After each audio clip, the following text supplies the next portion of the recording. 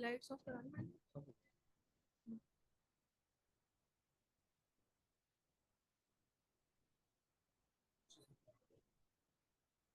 Come take it.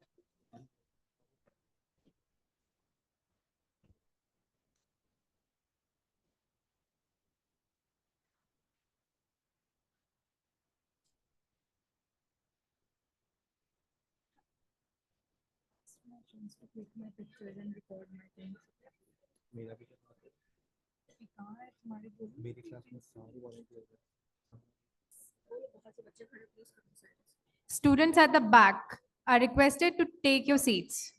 Don't make a rush there.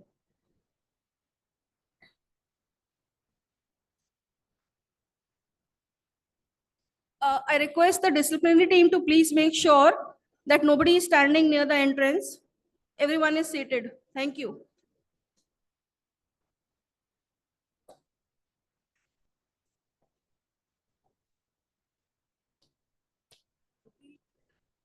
Disciplinary for that. पूरा much रहा है या बच्चे शुरू मच रहा है. बस एक बार जनरल बोल दो जो होगा वो डिसिप्लिन जो भी होगा.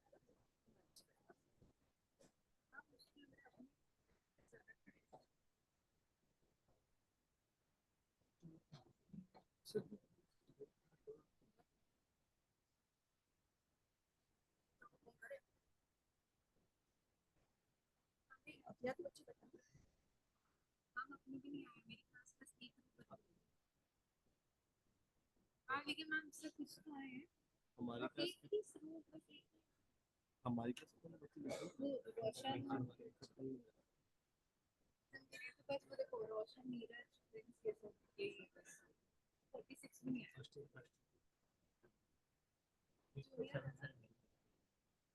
इनके बारे में सब बच्चे है ही नहीं यहाँ पर सब सीटें खाली है किसी की.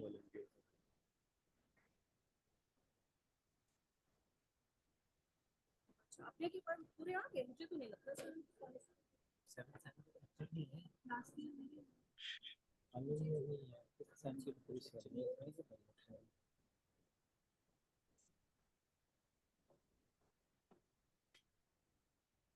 आप यहाँ से कर लोगे.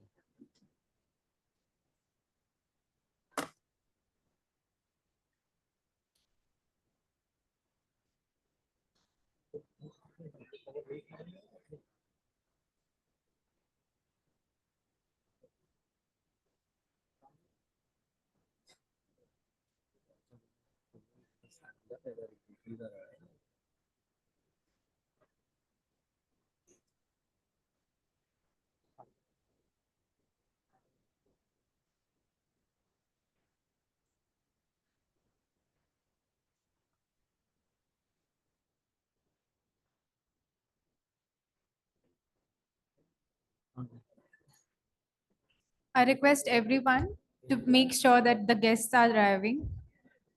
Please maintain silence.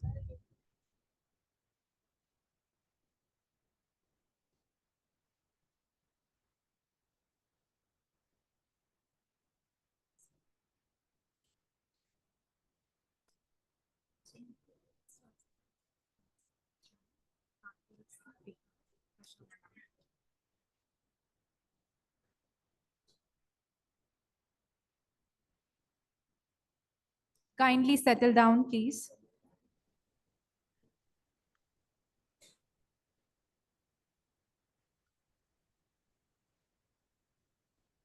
I request everyone to please stand as our dignitaries are arriving.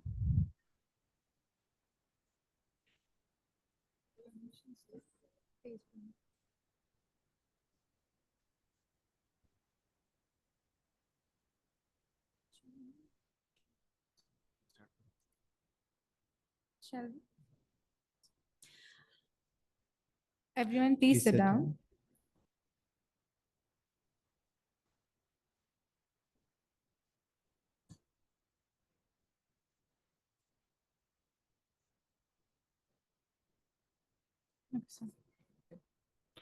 Our chief.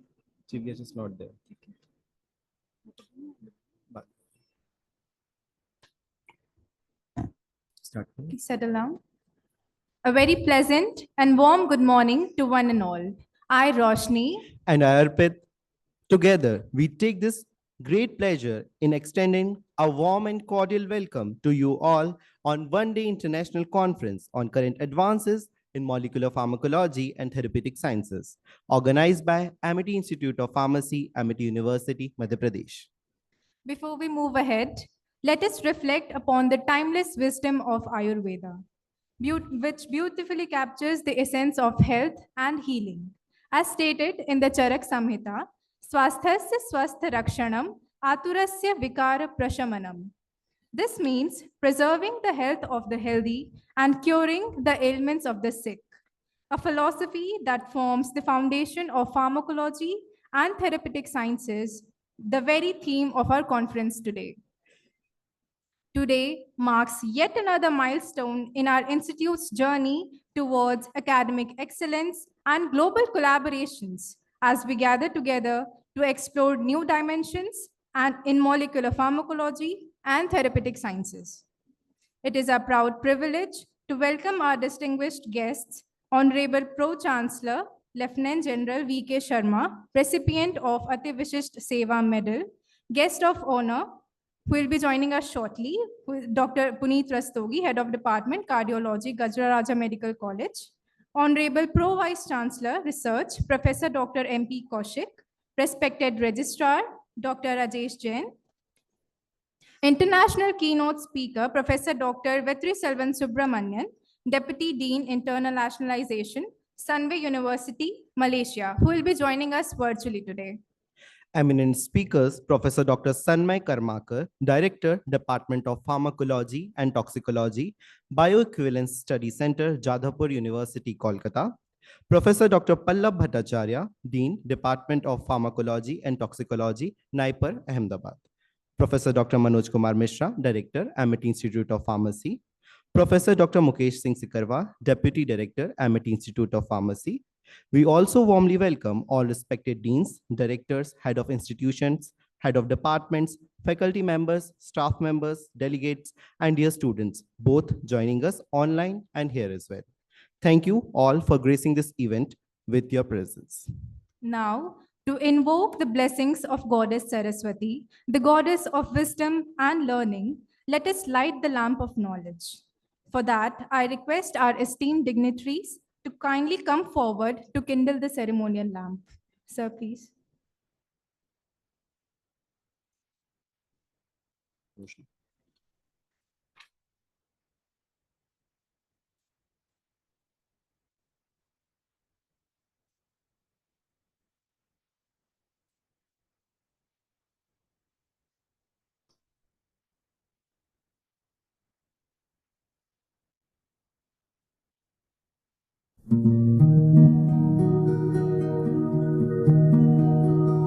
Ya kundendu tushar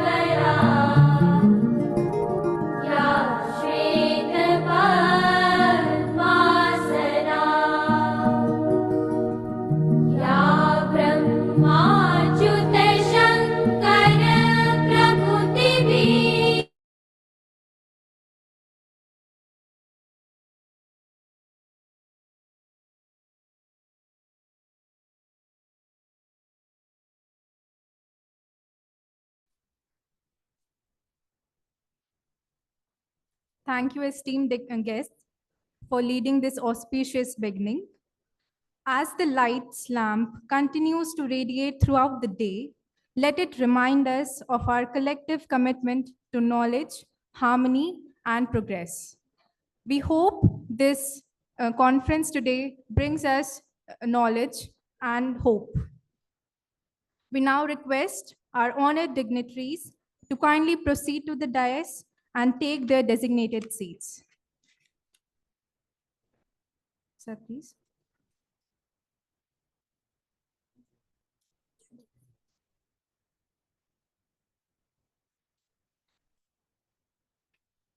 I request Honorable Pro-Chancellor Lieutenant General V.K. Sharma.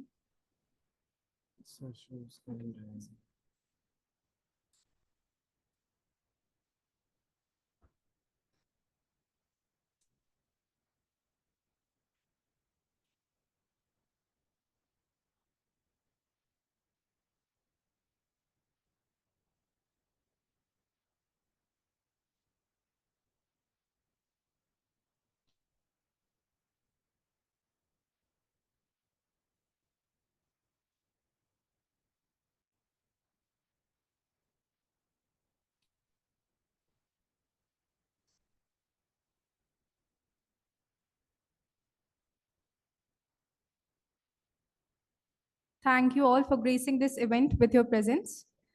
Today's international conference on current advances in molecular pharmacology and therapeutic sciences serves as a vital platform for professionals to exchange knowledge and foster collaborations that drive in medicine. It bridges basic science and clinical applications, exploring how a deeper understanding of molecular mechanisms can lead to more effective treatments. Thank you, Roshni. We would now like to formally welcome our distinguished guest. Let's all extend a warm round of applause to welcome our online international speaker, Professor Dr. Vetri Selvan Subramanian. Sir, thank you, sir, for joining us today. Have a huge round of applause for sir.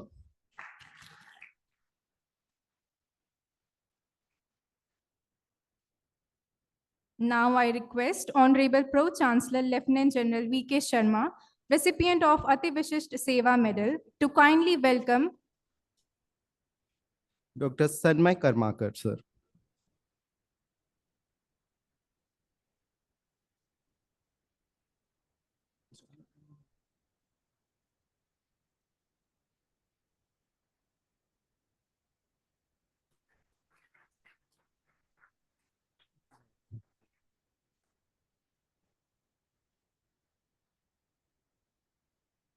Thank you, sir.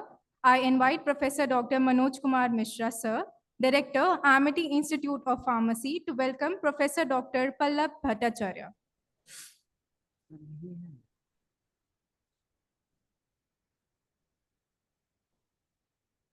Now I request Professor Dr. Kumar Mishra, sir, Director, Amity Institute of Pharmacy, to kindly welcome our Pro-Chancellor, Lieutenant General V.K. Sharma, sir, Ati Vishishta Seva Medal.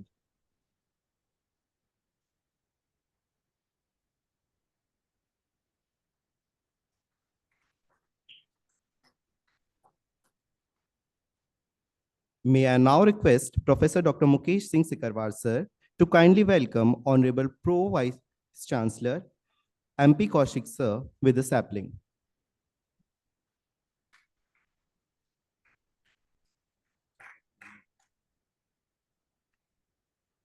With the spirit of warmth and respect, we now begin our proceedings. It is my honor to invite Professor Dr. Manoj Kumar Mishra, sir, Director, Amity Institute of Pharmacy, to deliver the welcome address. Sir, please.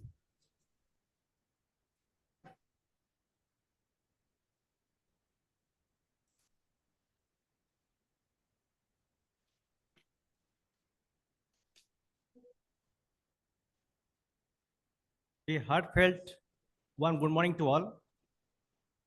It is a matter of immense pleasure that Amity Institute of Pharmacy, Amity University, Madhya Pradesh, Gwalior, is organizing a one-day international conference on current advances in molecular pharmacology and therapeutic sciences. I heartily welcome our Honorable Pro-Chancellor, sir, Lieutenant General V.K. Sharma sir, Ati Vishisht Seva Medal, Honorable Pro Vice Chancellor Research, Professor Dr. M.P. Kaushik sir, Honorable Registrar Dr. R.K. Jain sir. Apart from that, we have happy enough that we have very soon we do have our guest of honor also, Dr. Puneet Rastogi sir.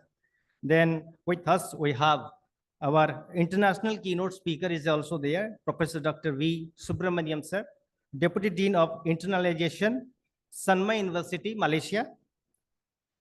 Our distinguished keynote speaker, Professor Dr. Sanmay Karmakar, Director, Department of Pharmacology and Toxicology, Jadavpur University, Kolkata. We have our eminent keynote speaker, Professor Dr. Pallab Bhattacharya sir will be there also shortly joining. And I am very thankful that we have our honorable chief guest also, Professor Dr. S.C. Mehta sir, the retired head of pharmacology, Gajra Raja Medical College, Gwalior. At the same time, I also cordially invite our various special invitees like Dr. Suman Jain ma'am, who will join very soon, Professor Dr. Atul Kaushik sir, as well as Professor Dr. Manoj Sharma sir, is the Dean Department of Pharmacology, School of Studies in Pharmaceutical Sciences, Jivaji University, Gwalior. I also appreciate and welcome the respected deans, directors, HOIs, HODs, all faculty members, young researchers, and dear students of AUMP, as well as the delegates joining us across the globe.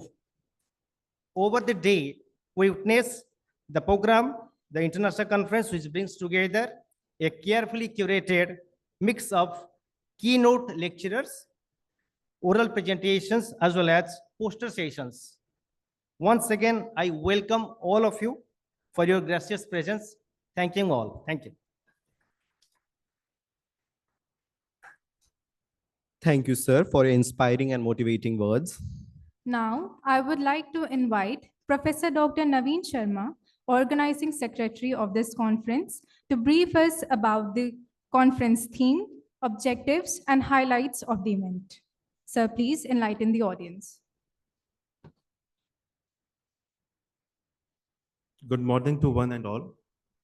Honorable Pro-Chancellor Sir, respected Pro-Vice Chancellor Sir, Registrar Sir, our esteemed guest of honor, distinguished speakers, delegates, faculty members, and dear students. It's my privilege and great honor to welcome you all to the international conference. This conference is a reflection of our continuous effort to promote research, innovation, and collaboration in the field of pharmacology and allied sciences. The theme of this conference, Current Advances in Molecular Pharmacology and Therapeutic Science, has been chosen to highlight the growing importance of molecular approach in understanding disease mechanism and developing novel therapeutic strategies. Today, the world of pharmacology is witnessing revolutionary changes, from target-based drug design to personalized medicine and gene and cell therapies. These advances have the potential to transform how we can treat complex diseases and improve human health globally. Through this conference, our aim to provide a dynamic platform where scientists, clinicians, academicians, researchers, and students can share their research, discuss emerging trends, and build scientific collaboration. We are fortunate to have with us eminent experts and distinguished speakers who will share their valuable insights and experiences in various domains of molecular pharmacology, drug discovery, and therapeutic sciences. The session discussion and the presentation over the course of the day will not only broaden our scientific perspective, but also ignite new ideas for future research.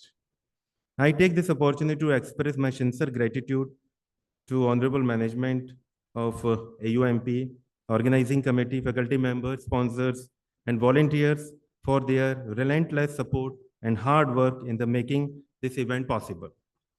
To all the participants, I encourage you to engage actively, interact, and make the most of this platform.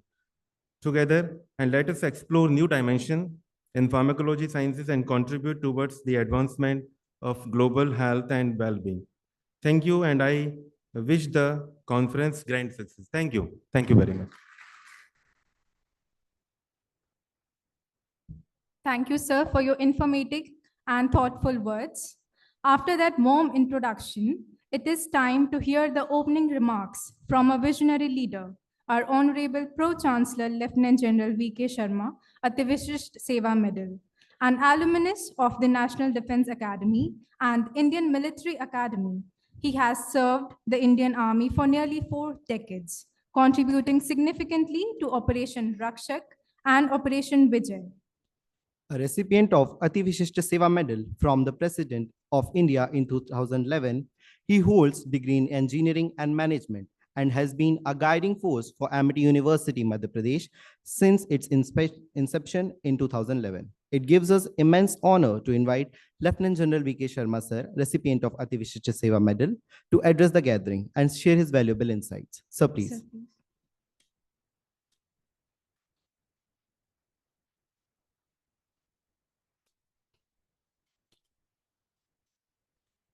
A very good morning to all the participants who are sitting here.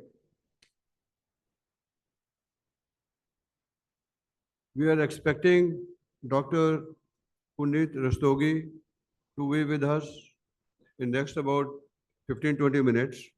He is the HOD Department of Cardiology at GRMC Gwalior, one of the most renowned cardiologists available in Gwalior. Professor Dr.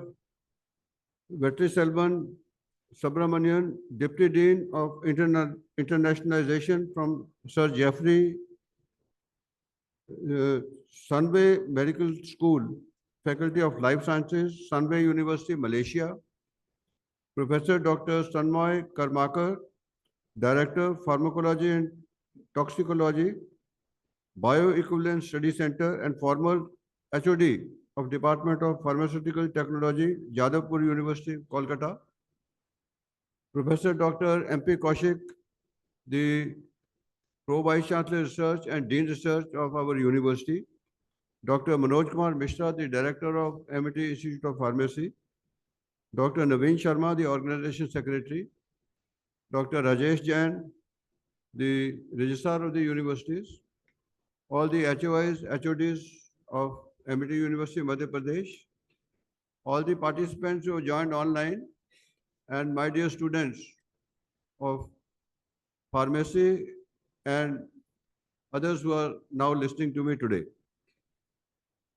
The topic for today's international conference, that is current advances in molecular pharmacology and therapeutical sciences, is very apt.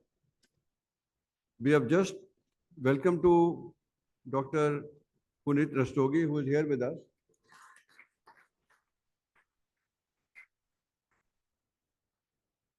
Thank you, sir, for your enlightening and inspiring words that sets a perfect tone. I just went to welcome him. I'm not finished. Right. So the topic is very apt, keeping in mind that the diseases are increasing at a disproportionate rate. Population of planet Earth is growing and still growing. We are now 8 trillion people on the earth, and then it keeps on growing. And the diseases, we just finished with pandemic a few years back, COVID. Now also because of lifestyle changes, because of adulteration in water, adulteration in air, adulteration in soil, adulteration in vegetables that you consume, and also the amount of milk products that we have, adulteration in those, the animals that we eat, those who are non-vegetarians, are also adulterated because they are being fed with so many antibiotics, etc. With all that, the result is that the diseases are increasing. But at the same time, the medical profession has also kept pace to ensure that good services are being provided now through artificial intelligence and through molecular pharmacology and other therapeutical sciences which are there. They are ensuring, as a result, in our country, the average age has gone up. Certainly, today the average age is about 73, 74 years of, in India. But that notwithstanding, the number of doctors and medical facilities in India are far better as compared to the world. It is a known fact because I have had my friends who are staying in US and in Canada.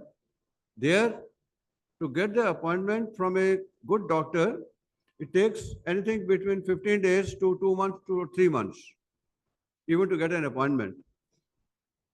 Here in our country, if you can afford, appointment is available the same day.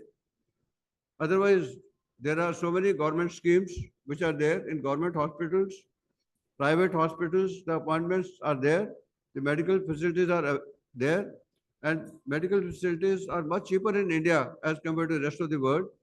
And as a matter of fact, so many, India is becoming a medical tourist place for people who want to come to India to get medical treatment because of availability of doctors, availability of good facilities. And even in countries, Western countries like America and in Canada and even in UK, Germany, most of the doctors who are there, good doctors, they are all Indians. So that way, we are proud that our country is doing very well. But what needs to be looked into is the ethics part of it. Today, some of the private hospitals, they've got set targets for doctors to make certain amount of revenue for the hospital because the hospital got to run. The financial inclusion of doctors and everybody is on condition that they must get certain amount of patients.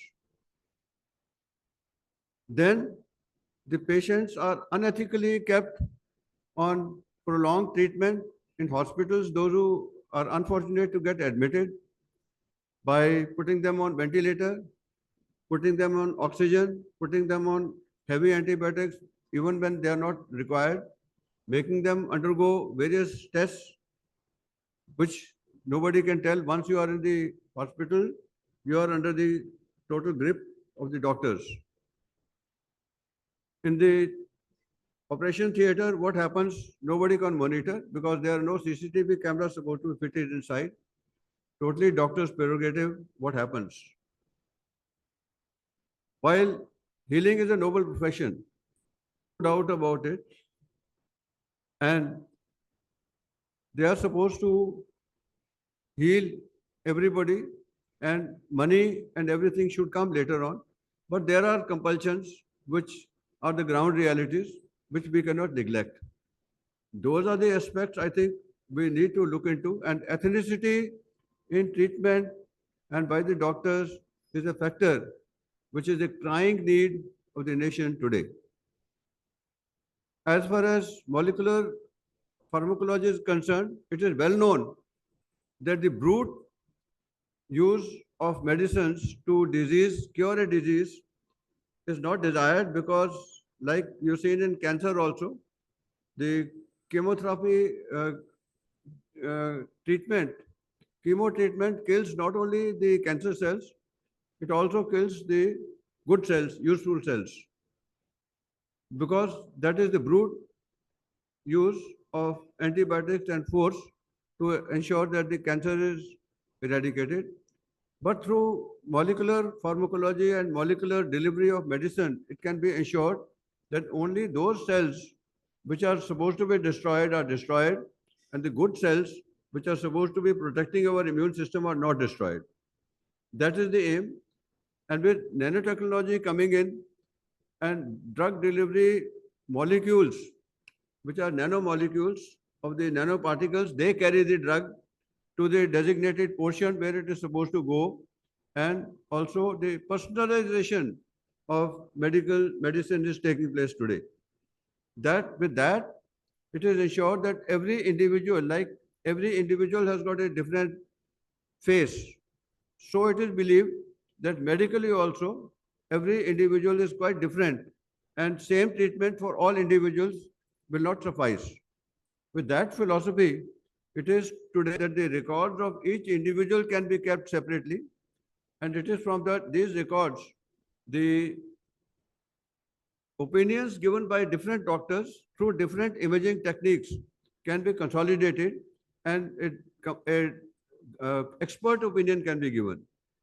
Yesterday, during the conference, which was a international conference yesterday, a seminar was held in which one of the speakers spoke about a system which he had developed where the images like CT scan, MRI, and X-ray, such like images of the same patient are combined by AI.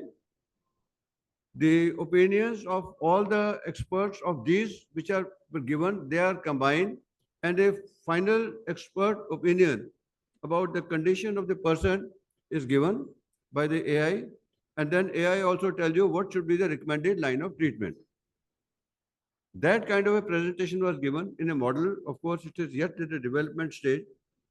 And then the various sensors which can monitor the patients who are having critical diseases which may develop later on or who are susceptible to certain diseases, it is possible that they are being monitored online. But the communications have become available to everyone today. And in India, the mobile communications and data is the cheapest in the world. Cheapest in the world. Everybody even can afford a mobile. Everybody today, even laborers, they have got QR code. You can pay the money through that.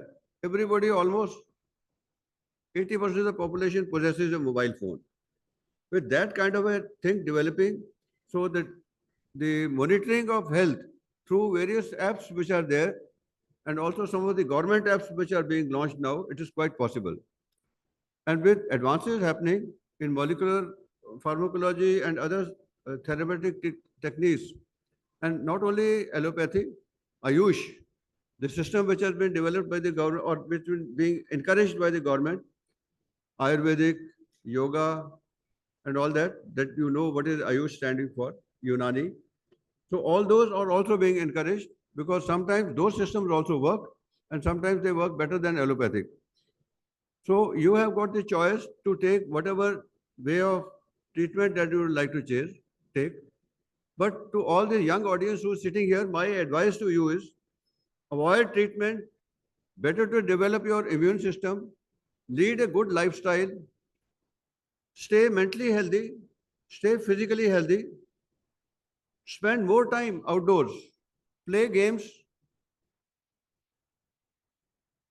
take part in athletics, take part in sports, sleep well, enjoy well, develop your concentration power to study, reduce your time online, and rather than social networking, do more physical networking. Respect your parents, respect the laws of the country. If you do all that, you will maintain a healthy lifestyle. And prevention is better than cure. Best is to remain. Today, I am surprised. Some of our young students, they are having problems related to heart. They are having problems related to blood pressure, diabetics and all that. And they seek sympathy. Never seek sympathy for bad health. Right? Never seek, because for bad health, partly more than partly, I think you yourself are responsible to a certain extent. So to stay healthy, to stay fit, and then only we can develop to Viksit Bharat, which is the dream of our Honorable Prime Minister. And we all want our country to stay healthy, and we all want our country to stay fit and lead the world by staying healthy and by staying fit. That's my advice to everyone. And we have got lot many good speakers today who got much more experience than me in their respective fields. They will be in their keynote addresses telling you what are the advances which are happening, where we can take it to the next level from technical point of view. But the points that I mentioned from ethical aspects, I think need to be looked into. So thank you very much for listening to me. Jai Hind, Jai Bharat. Thank you, sir, for your enlightening and inspiring words that set a perfect stage for today's deliberations. Now we have with us our guest of honor for today's international conference. And for that, I would request Pro Chancellor and Pro Vice Chancellor, sir, to kindly welcome guest of honor, Dr. Puneet Rastogi, sir. Sir, please.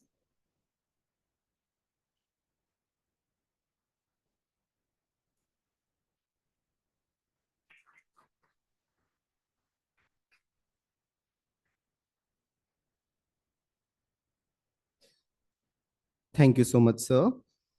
It is our distinct honor to invite our guest of honor, Dr. Puneet Rastogi, sir, Professor and Head of the Department of Cardiology, Gajra Raja Medical College, JA Group of Hospitals, Gwalior.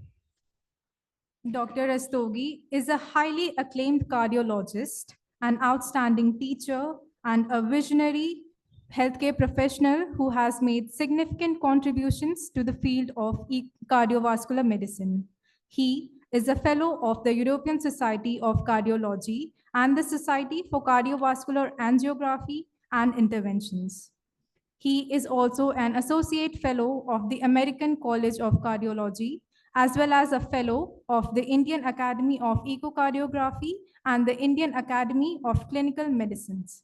Dr. Rastogi's extensive professional experience is reflected in his more than 50 national and international publications, which have added immense value to scientific and medical community. His dedication and excellence have earned him several prestigious honors, including Charak State IMA Award, Dr. M.C. Gupta Oration at National Conference of Indian Academy of Clinical Medicine, Distinguished Faculty Award at the Golden Jubilee celebration of G.B. Pant Institute of Postgraduate Medical Education and Research, New Delhi, Gwalior Ratna Award for his outstanding contribution to the medical field, Best Medical Teacher Award by the Indian Medical Association, Award by the Government of Madhya Pradesh for his excellent service in the field of cardiology. Sir has also performed more than 15,000 angiographies, angioplasties, and pacemaker implantations, marking a remarkable milestone in his professional journey. His expertise, compassion, and leadership continue to inspire generations of medical practitioners and researchers. We are truly honored to have you, sir, with today. May we now request you to kindly address the gathering and share your valuable highlights. Sir, please.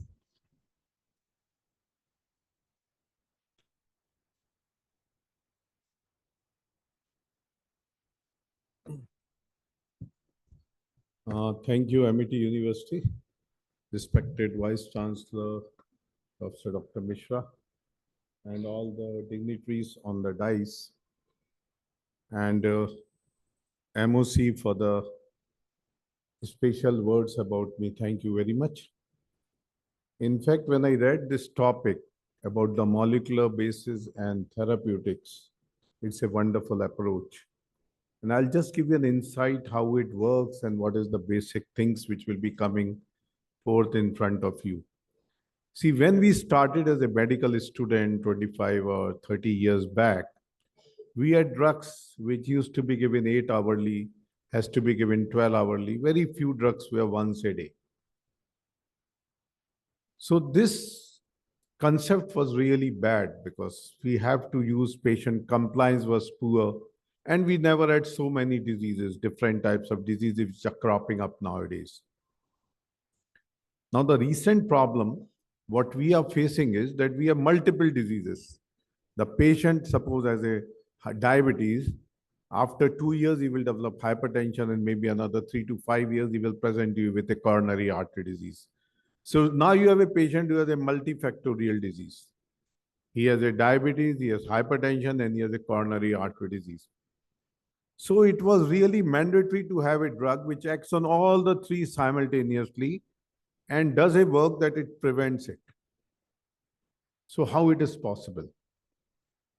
So suppose you have a normal cell which has a receptor, it has a messenger RNA, and it has a ligand which carries the drug.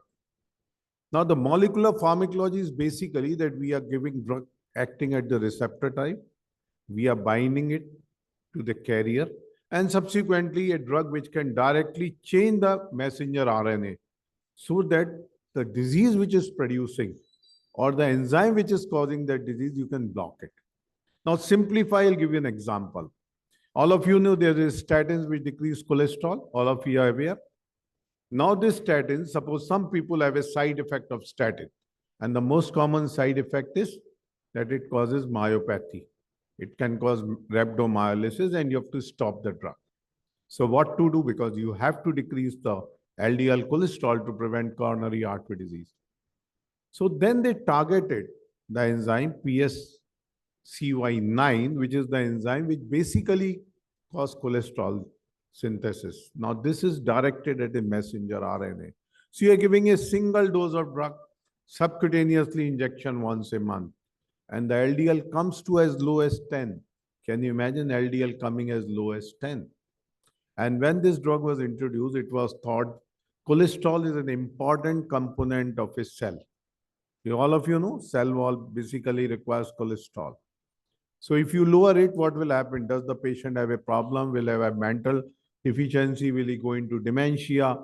Will he have memory loss? But none it occurs because it is lowering LDL only. That is very, very effective. So this is one example. Now we go to another example. A patient comes with heart failure to you. You have a pharmacologist coming to heart failure, and you find that these type of patients, initially beta blockers were contraindicated. When we were medical students, we were taught no beta blockers have to be used because they are negative inotropic drugs, and if you use beta blockers, you will decrease the force of contraction of the heart. But in 19s, lot of the trials came in, and what they taught us. See, what is happening is when you have heart failure, you activate a renin-angiotensin system, you aggravate your adrenaline system. Now, what it is causing? It is causing a surge in the catecholamine levels. And these catecholamines, what they are doing? They are stimulating the beta receptors in the heart to increase their force of contraction. Now, let us assume these beta blockers, if they keep on working, what will happen? They will become exhausted. So these receptors become exhausted and get down-regulated. Now, down-regulated, I explain what is happening. You have a coin which has head and tail. Head works positively and tail does not work. So when you keep on every time head, the coin turns and become a tail. Now these receptors are no more effective. So what you do, you have to give them rest. So you give them beta blockers. They get attached. The catecholamines are no more able to act over them. And then they rejuvenate themselves. And again, they start acting in reference to the catecholamine surge. So this is a molecular concept of treating a disease, even heart failure. Now we come to another great invention which has come in 2019, that is a neprilysin inhibitor. What is neprilysin? It is basically an enzyme which converts pro-BNP, degrades pro-BNP and ANP. And pro-BNP and ANP are produced in the body in response to heart failure. So they are good vasodilator, they are good diuretics. So you have to use a drug which prevents the enzyme to degrade ANP and pro-BNP. So your natural levels of ABNP and pro-BNP rises. And this is a neprilysin inhibitor. Now you add with a drug 81 receptor blockers, that is valsartan, so you have an added effect. So this is one of the most important drugs which has changed the management of heart failure. So we have discussed about cholesterol, we have discussed about heart failure. Now similarly, who are dealing in oncology, you will realize that there are drugs which are antibodies. Now you are directly giving antibodies directed against the cancer cells. So when you are directly acting against the cancer cell, you're only killing specific cells which are cancerous, though the rate of these drugs is very high, but very effective. They do not have side effects, and the patient survival rate is much higher. You understand in this way that you have a lump of bad students in your class and lump of good students in your class. You do a partition between the bad student and the good student. So what will happen? There will be no effect of bad students on the good students. So you have only done this. So this is a very major event which has occurred in oncology. Antibodies have come a very big way in treating. Now we come on to a very special drug, that is antiplatelet drug. You know, platelet has multiple receptors over this site. So what is the most important antiplatelet drug? Which inhibitors P2Y12.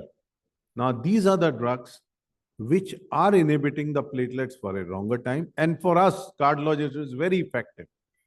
What is happening is that we have to give a lesser dose and that there is no stent thrombosis, very well managed acute coronary syndromes, and these are Prasugrel, we have Ticagrelor, and we have Clopidogrel. These three drugs are very effective. But if you remember aspirin, which came as a boon to us, antiplatelet, it acts to cyclooxygenase pathway. And what is the problem? If you give a larger dose of aspirin, it will activate which pathway? Another pathway. So it will suppress the prostacyclin, which is basically responsible for causing the antiplatelet effect. So larger dose of aspirin are not effective. Similarly, we have IV drugs, which are in a form of glycoprotein 2B3 receptors, again present over the platelet. So these are again very effective. So this molecular pharmacology has taken you in a big way. Whenever you want to study, how will you study? Easiest way is draw a diagram of a cell, put the receptors, site of the receptor is acting. If it is acting on the messenger RNA, tick it as the messenger RNA, write the drug. If it is the antibodies, you will always have MAB behind it. You get in the exam MAB, always write it as an antibody. Very easy to remember. Now the third, which has come and it has done a wonders, is a obesity, anti-obesity drug, which is used for diabetes, GP1 inhibitors, semaglutide. Wonderful drug. So these are in injectable forms. Oral is now available, again acting at a molecular. Another drug, SGLT2 inhibitors, which is basically promoted as anti-diabetic and is used extensively in heart failure. Now we have a drug which has recently introduced SGLT2 plus SGLT1 inhibitors. So these drugs, additional to the blockage at the molecular level, you have an advantage. And what is the advantage? They have a pleiotropic effect. I'll tell you what is pleiotropic. Means the drug produces its effect in a one way, but the patient is benefit in multiple ways. Now suppose you are giving a SGLT inhibitors, it is blocking the glucose transport, co-transporter. So it is causing the increased secretion of glucose in the urine. So what is happening? You are controlling diabetes by excreting urine into the glucose. This is the only effect. Now the additional benefit, glucose requires water and sodium to go out. So you are decreasing the sodium level. So what is happening? You are decreasing the load on the kidneys, you are the load on the heart. Now simultaneously you are producing a negative effect on the fluid level because the water is coming out. So therefore these set as a diuretic effect. These are the pleiotropic effect of the drug used for diabetic, but it is effective in heart failure. So these all molecular drugs which are acting at a molecular level have to be used once a day. They have a pleiotropic effect which is more than the effect of the drug. Now I'll give an example. The last introduced drug, which was basically introduced as a drug for angina, was amiodarone. But surprisingly, it is no more used as an anti-anginal. Now it is used as an antiarrhythmic because they found that amiodarone is a very effective antiarrhythmic drug. Similarly, SGLT2 was used basically for diabetic, but now it has become a very big thing for cardiologists. All prescriptions you will find. Heart failure with normal heart is also drug of choice, SGLT2. So this molecular is very important for you to understand, to proceed, passing in your exam. The best way is draw the diagram of the cell at the receptor level, at the carrier level, at the mRNA level. You have the different drugs, directly acting drugs, which are in the form of antibodies. This is, and I hope that you must have learned a lot in your conference, and coming lectures will also give you good. And thank you very much for your kind attention. Thank you.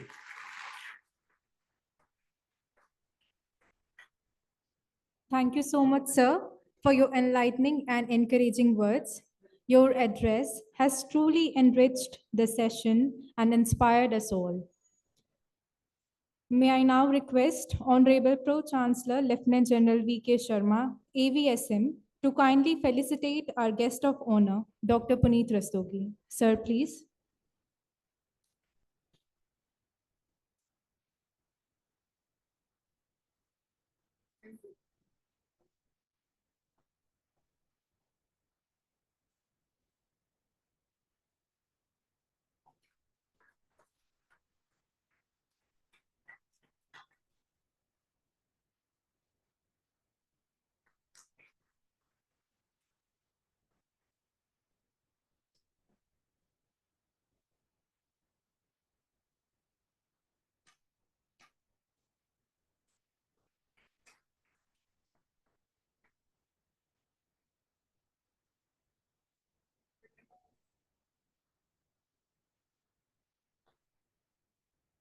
Thank you, sir. I now request Honorable Director, Amity Institute of Pharmacy, to kindly felicitate Pro-Chancellor Lieutenant General V.K. Sharma, AVSM. Sir, please.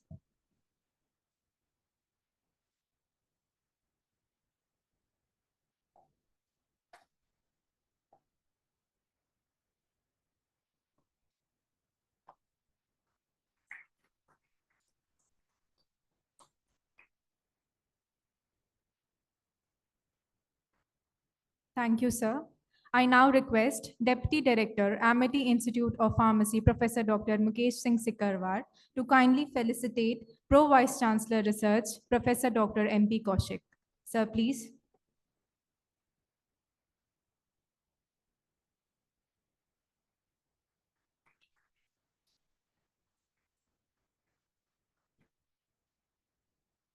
Thank you so much, sir. We now come to the one of the most significant moments of the inaugural session, the release of conference proceedings, which compile selected research papers presented in the conference. May I now request our esteemed dignitaries and members of Scientific Committee, Professor Dr. Neeraj Mishra, Dr. Rajiv Sharma, Dr. Vikas Pandey, and Dr. Talevar Singh, along with Organizing Secretary Dr. Naveen Sharma, to kindly come forward for the formal release.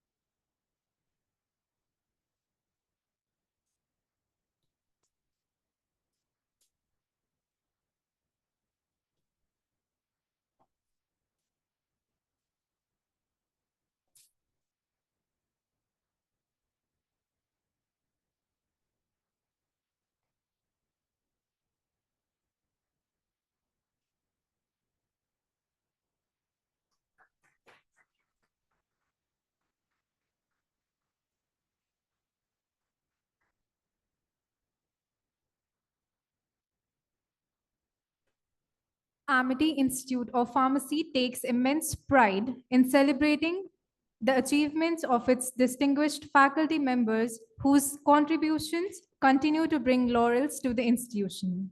Recently, Professor Dr. Neeraj Mishra was recognized amongst the world top 2% scientists by Stanford University, USA in 2025, a remarkable distinction that reflects his outstanding contributions to pharmaceutical research and innovation. We are also delighted to announce the release of the following major publications. May I now request our esteemed dignitaries, along with Professor Dr. Neeraj Mishra sir and Dr. Rajiv Sharma sir, to kindly come forward for the book release, which is titled Emerging Nanotechnology-Based Delivery Approaches for Treatment and Eradication of Tuberculosis, published by Elsewhere 2025, edited by Professor Dr. Neeraj Mishra and Dr. Rajiv Sharma.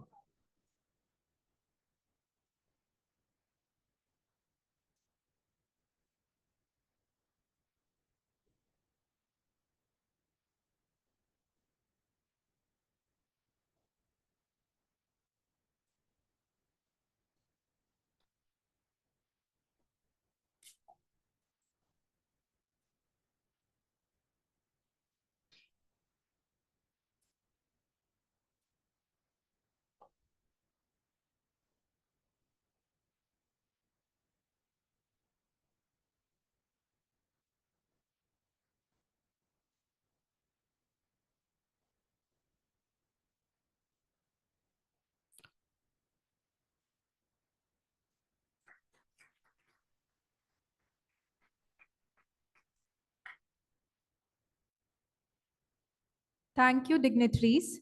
Now, may I request our esteemed guest and Professor Dr. Neeraj Mishra to kindly unveil the next publication entitled Inflammatory Bowel Disease and Gut Microbiota, Current Strategies and Future Prospects in Nanomedicine, published by Apple Academic Press, edited by Dr. Rajiv Sharma, Professor Dr. Neeraj Mishra, Dr. Lakshmi Kant, and Professor S.P. Vyas.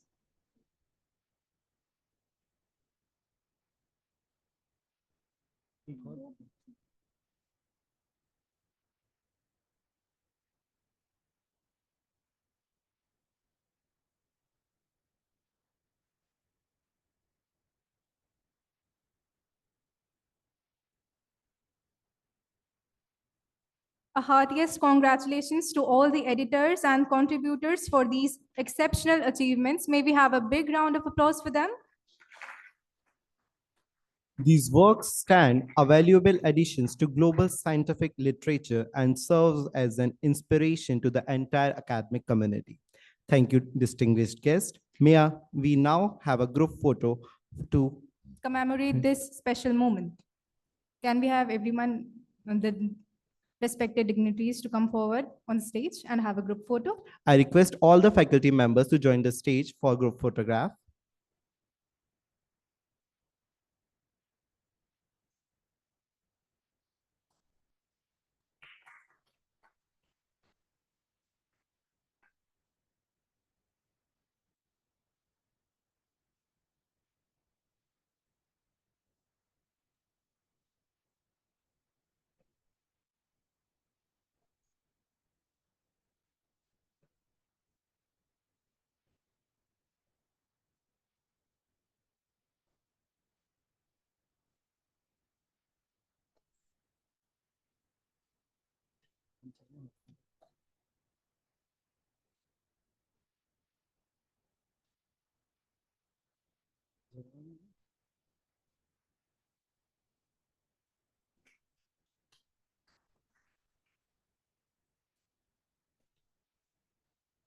Thank you all the faculty members and dignitaries.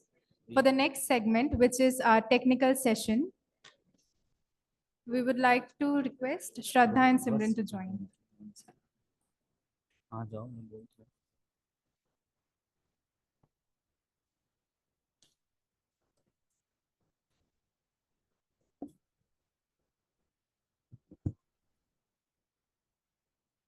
A very good afternoon to everyone. I am Shraddha. And I am Simran Kaur. Together, we now begin the technical and keynote sessions of this international conference on current advances in molecular pharmacology and therapeutic sciences. These sessions bring together eminent experts and researchers. These sessions bring together eminent experts and researchers from across the world to share groundbreaking ideas, innovative approaches, and the latest developments in molecular pharmacology and therapeutic sciences. Each session today reflects the spirit of this conference to foster scientific dialogue, inspire collaboration, and translate laboratory research into meaningful healthcare advancements. We are deeply honored to welcome our distinguished international keynote speaker, Professor Dr. Vetri Silvan Subramanian, Deputy Dean Internationalization and Professor of Pharmacology at the Sir Jeffrey Shah School of Medicine and Health Sciences, Sunway University, Malaysia.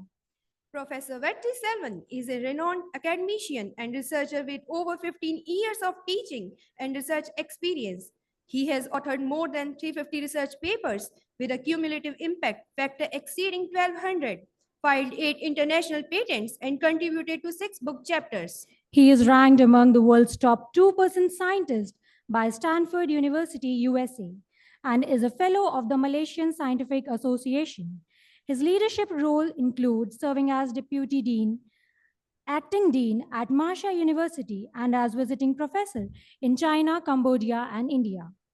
Professor Vetri Selvan's work in pharmacology, drug discovery, and clinical therapeutics has contributed immensely to the global scientific community. Sir, we are privileged to have you with us. May we now request you to kindly deliver your keynote address. Good morning, everyone. Thanks for nice introductions. Respected the chief guests, organizing committee members, and participants. I am Vetri Selvan Subramanian, working as a Deputy Dean of Internationalizations at Faculty of Medical and Life Sciences, Sunway University. So today I'm going to give you a short presentations on obesity, how the lifestyle modifications. Just now, many of our guests mentioned is the modernizations, adulterations. So how impact on our health? So with this, Indian government, especially ICMR released 2024. So obesity is a major threat our country for the next 10 years, or maybe due to the lifestyle modifications. So with this, what kind of approach is needed, especially for the drug developments? I'm going to give you a short briefing with you all. With this, this is my university where I am working, Sunway University. So located is Kuala Lumpur. So our university is ranked in QS and Times Higher Educations. It's one of the top one private university in Malaysia. Is according to Times Higher Educations, we are top 300. Also, our own research centers are located in Cambridge University is the Jeffrey Chia Biomedical Center. So our university also associated with many international partners, including Oxford University, Cambridge, and MITs. So with this, I move on my presentations. Is a global view of obesity is a major threat. Is a prevalence is very high, strongly linked to cardiovascular diseases, diabetics, and other metabolic syndromes. Just now, is a Dr. Puneet is a explain how the threat is a lifestyle modifications, how the cardiovascular disease, what are the markers, which are very insightful. According to World Health Organizations, more than 1 billion obese globally found is overweight or obese. So with the demand or with the serious the global threat or social problems, urgently we needed for innovative and long-term solutions. Whichever drugs are available is a current drugs is very limited. So we are looking for many novel therapeutic agents which reduce the reduce the obese or also to control the normal metabolic functions. So with this in India is a globally it's a 2.8 percentage is found that overweight or obese. Also in especially in India, certain states it's a high prevalence, especially Punjab, is a Pondicherry, Tamil Nadu, Andhra Pradesh, maybe it's a lifestyle and is a main factors, one of the major factors. Also generalized obesity found that in overall India is a 28.6 percentage. And the abdominal obesity is about is a 39.5 percentage. And metabolic obesity subtypes, there are many subtypes like a metabolically obese is about is a 43.3 percentage and metabolically obese 28 and healthy but non-obese 26 percentage. Likewise, diabetic prevalence about 11.4 percentage, hypertension prevalence about 35 percentage. So likewise, there are many factors, especially for the modernizations, food habits. Majority of the contributions through the food habits. So day to day, taking of so food is a is not unhealthy diets. So mainly we are looking is my topic mainly going to cover the obesity. So this topic is this area already obtained is a few grants, research grants from the Ministry of Higher Education Malaysia. Also associated with IIT Bombay Powai. So when the people with obese not only develop the body weight or increase the is a body surface area, also affects other organs, especially when the people with chronic obese also develop cardiovascular diseases, insulin resistance may not secrete. It means insufficient secretions of insulin. also develops other neurodegenerative disorders. So with this, how we are targeting of novel compounds which infuse or fusion with the biomaterials. But whatever drugs are nowadays available, one of the major problems, drug delivery. So majority of the drugs superficially responding to the internal organs, especially the organ levels, or maybe in the system levels should be okay. But when going to the molecular level is very difficult. The major gap is drug delivery. Still, we are facing so many problems for the treatment of cancer. Is one of the major problem is drug delivery. The drugs not reaching to the genetic material or maybe is not reaching up to the molecular level. So there are many gaps. How we are going to overcome these are issues? Maybe it's a new drug development process. So with these obese conditions also have a problems. So we need to target for the how we targeting of adipocyte cells like white adipocyte tissues and brown adipocyte tissues. The white adipocyte tissues is very danger. So how we are targeting through the biomaterials. So fusion with the biomaterials, the drug containing of biomaterial, how we are going to develop to reaching to the specific target site to reduce the progression of obese. So with this current management approaches, there are many drugs are, but the drugs are very limited. The major contributions from the lifestyle modifications, exercise is a is a lack of exercise and behavioral, the human lives. Also, we are targeting of therapeutic approaches like how to reduce the fat absorptions. Also, we are going for the other treatment approaches of surgical procedures, which is a bariatric surgeries and other surgical procedures. These all still is a limitations. Also have some side effects after some years. There are many studies has been reported. So those drugs are we are using for obese or also the surgical procedures. After a few years, there are some chances to develop some other complications. So with this, we are looking for novel therapeutic compounds without any side effects to target the treatment approach.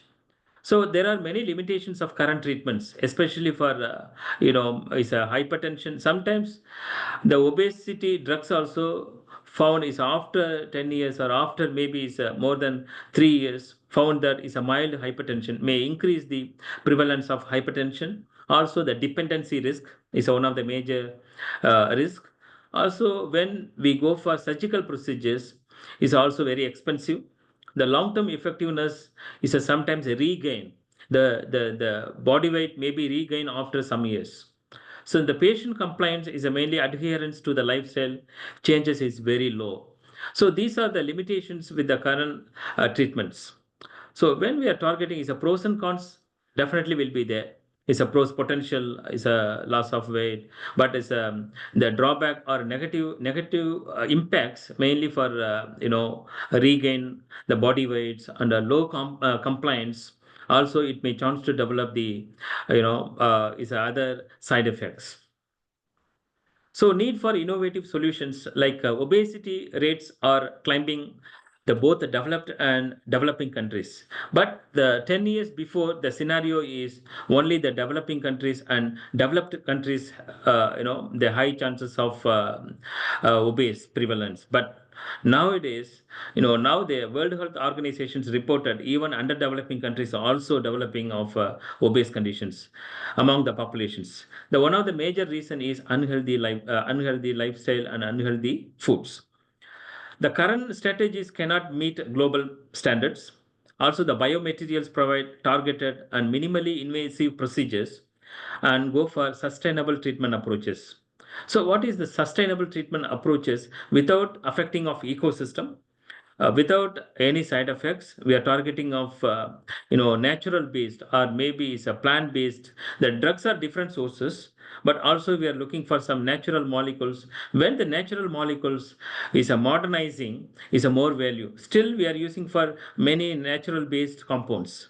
including of morphine. Morphine is one of the major is a drug of choice when intolerance pain, especially for the cancer patients or many major accidents.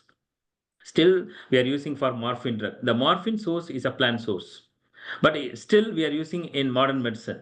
So when we move on to the modernizations, particularly the plant-based derivatives, is a high value for the therapeutic approaches. The biomaterial medicines, especially the substances, go for some technological based developments. Then when we apply for the biological system, the outcomes is highly impactful. Also, the applications mainly for the orthopedics, mainly for bone grafting. Also, we are using for biomaterials, some biomaterials, prevention of any infections, also to improve the treatment efficacy, and also wound dressing and cardiac stents, drug delivery. So these all we are using for biomaterials, different types of biomaterials. These biomaterial does not affect any health system or maybe any health internal organs or does not affect our normal cells. Proven the track record of safety and efficacy is a multiple areas. So we are looking for how the safety, how we are make sure whether the biomaterial based drug developments, how impactful for any disease conditions. So with this, especially for the obesity, is in India is a high prevalence. Next, upcoming years, there are a lot of challenges due to obesity. Indian Council of Medical Research also is a caution already given the alarm 2024. The next couple of decades is a major threat for obese because of the lifestyle and other factors. Regulate his appetite and modulate adipose tissues and enhance the energy expenditure. These are all very important. Then only we can control for the obese developments. Also, the biomaterials provide local actions, does not affect any organs. So specifically act on the adipocytes, productions or maybe the particular the pathways, maybe the inflammatory markers, especially for TLR4 or is ROS or AMPK pathways. These all pathways when the obese developing, these all inflammatory pathways are also aggressive. So these biomaterials only focus or only targets on the specific pathways to reduce the progression of obese developments. So what are the advantages of biomaterials? Is a safety is one of the major advantage. Also the precision is a targeted treatments, and also sustainability is a without affecting of our normal defense mechanisms, and also the adaptations. So these all advantages from the natural biomaterials. Also this kind of drug developments are definitely to produce it may control the drug delivery systems.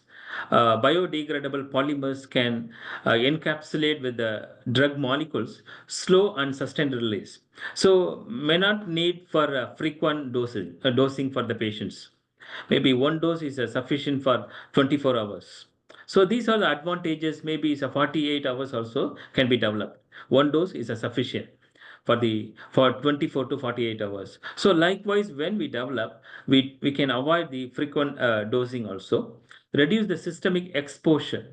So mainly targets to the specific site. So when the drugs exposed to the systems or internal organs, it may chance to develop the side effects. Also improve the compliance through the less frequent dosing. Example, for a polymer-based delivery of GLP-1 analogs. So this kind of targeted treatment approaches is very helpful for our community to go for the treatments.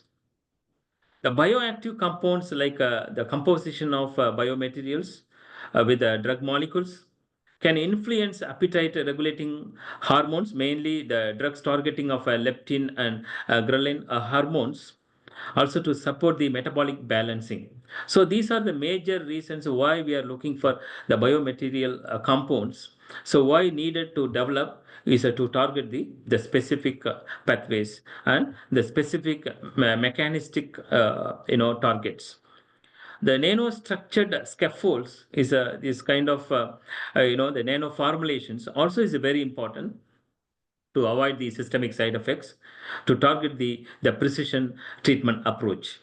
These all approaches is mainly to enhance the energy expenditures, does not storing of too much energy, also to regulate the metabolic functions. So these are the advantages when we develop this kind of therapeutic approach. As a pharmacologist, we always looking for how the therapeutic interventions without affecting of our internal organs or internal systems. But most of our drugs, after some years, it may chance to develop the, kidney damages, because most of the drugs nature is a chemical nature. So the chemicals when is a chronic or over period of time. So the chemical itself to damage of internal organs, so that many of them they go for dialysis, or sometimes chronic patients always they high chance to after some years they may chance to develop the kidney failures. So these are the major threaten or major disadvantages when they go for a chronic treatment. So it's this kind of approach like biodegradable polymers. It's a prevention of this the kidney failure and other organ failures. The breakdown naturally in the body itself, eco-friendly, patient safe profile. There is no disadvantages. Also release anti-obesity drugs is a controlled fusions. It means one time if we administer, it may go for the period of the duration of responses may be a chronic period of time. Avoid for the surgical procedures and other complications. So implantable biomaterial devices nowadays available for the detection, so for the diagnosis, especially for the liver cancer and many other cancers also they're using for some biomaterial devices, very small biomaterial devices. There are some IITs in India, including IIT Madras and IIT Bombay and IIT Roorkee. So they are also doing on this kind of research, how we can enhancing of the diagnostic procedures and also target for the treatment approach. So the metabolic compliance are mainly the major drawback is the drugs. The drugs, there are many drugs are available. Sometimes the drugs may not respond to some individuals, maybe due to the individual response. But the common platform is our ultimate goal is when we go for a chronic treatment, is a long-term treatment, we should not affect our internal organs. Maximum we try to avoid the side effects, so that we are looking for some novel biomaterials is a impactful. So novel biomaterial, it refers to the nanomedicine, fusion with the biomolecules, also biodegradable items. So when we thinking on this way of drug developments, it may produce many novel drugs. So these all approaches mainly to reduce the systemic effects and a better patient compliance due to the less invasive procedures or strategies. Also, precision is a targeted treatment for the patients and effectiveness. So integration with the digital health or AI which is very important nowadays. We cannot avoid technology. Also, we cannot avoid the digital health. Why is important for the digital health? Reduce the time consumptions, also to get the accurate results. So these all very important when we integrate with the digital technologies. So when we go for any drug development procedures, including for nano formulations or with the fusion with the biomaterials, when we integrate the digital health or digital technology is really impactful to get the accurate outcomes. So then we can make sure the documented evidence which provides high degree of assurance. So case studies and emerging evidences. There are many case studies has been done. It's a preclinical modeling. There are many studies ongoing. The preclinical studies, which is very important, maybe reduce the number of rodents or these all. Nowadays the AI is helpful for us to go for many computational modelings. So to understand the basic mechanisms. So once we understanding of basic mechanisms with the computational modeling, like receptor response, the gene expressions, how the drug-drug interactions, also the pharmacokinetic profile, like including of absorption, distributions, metabolisms, the excretion profiles, also toxicity profile. These all can be done through the computational modeling. Through the computational modeling, we can get a lot of ideas to move on to the further studies, to initiate the preclinical models. Preclinical models mainly for using for any kind of experimental animals. Maybe we can reduce the number of animals, because nowadays very easy to get the computational predictions. So followed by is any evidence-based medicines when we approach. Definitely we needed for a preclinical evidence based on the animal test, and why we needed for animal test. Then only we can understand the real physiological mechanisms, how the respond to the internal organs, how respond to the internal the certain pathways, including of inflammatory and other physiological pathways. Through this we can get a lot of ideas to move on clinical trials. Clinical trials is, you all aware of that, is a phase 1 to phase 4. Phase 1 is a minimum number of healthy individuals. Phase 2 up to is a 300. Is a phase 3 is up to 3,000. Is a large group of populations, including of deceased populations.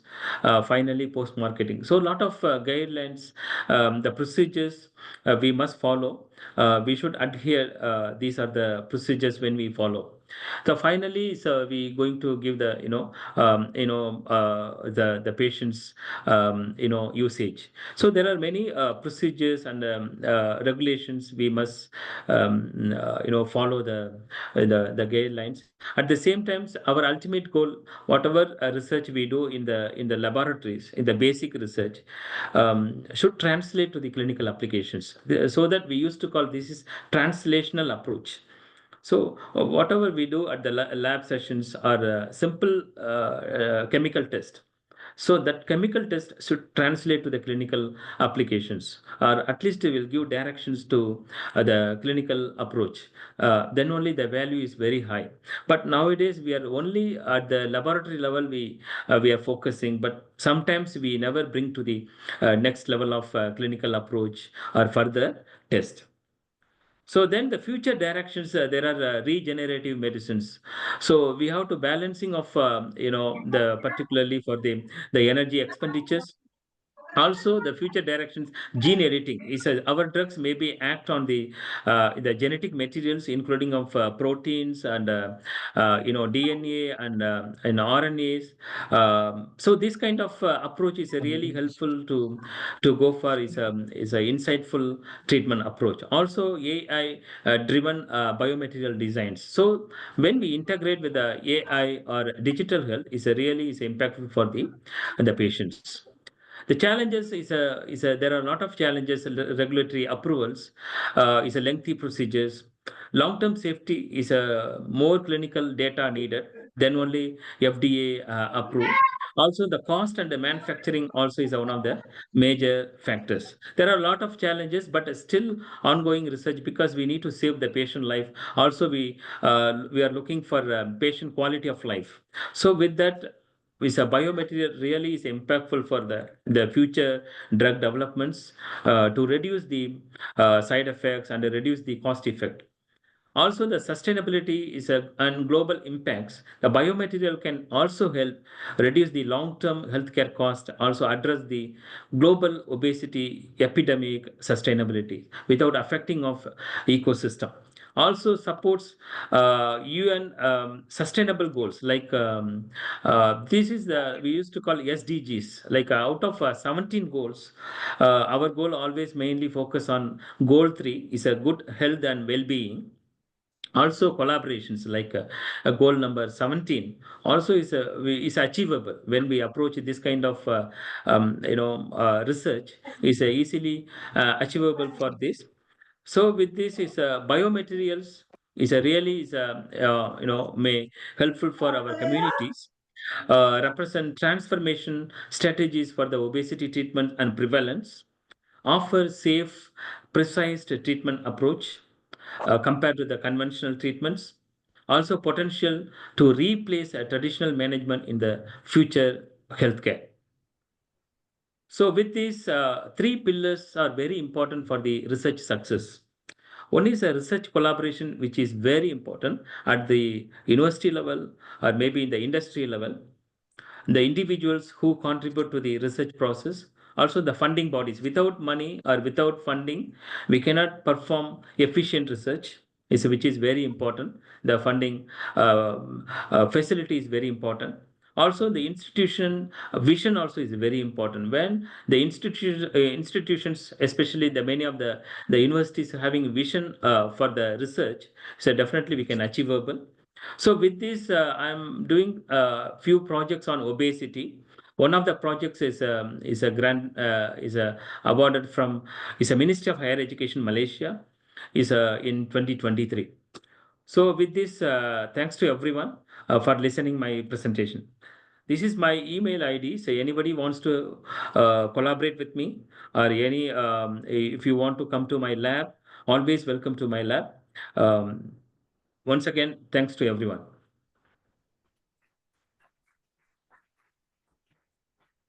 Thank you so much, sir, for your insightful and thought provoking session. Your words have truly inspired our audience. We now open the floor for questions and queries for the audience. If anyone wishes to interact or seek clarification, please raise your hand. A volunteer will assist with a microphone. Any questions?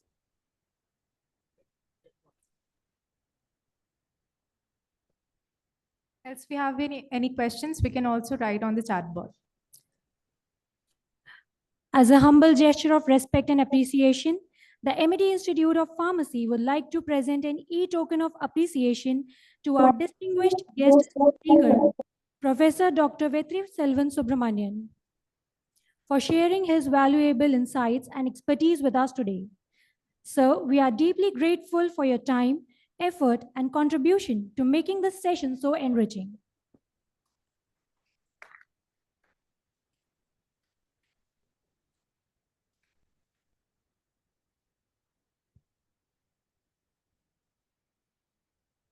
Now we have amongst us our distinguished speaker, Professor Dr. Pallab Bhattacharya. I would request Pro-Chancellor, sir, to kindly welcome Dr. Pallab Bhattacharya, sir. Sir, please.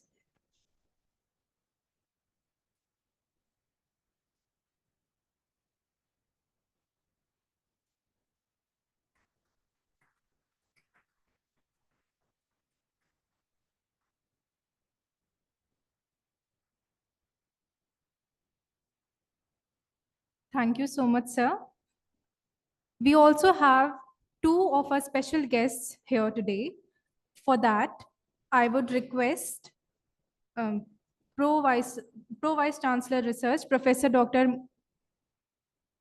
MP Kaushik sir, to kindly felicitate Dr. Suman Jain, Director, SOS in Pharmaceutical Sciences, Jivaji University, Gwalior.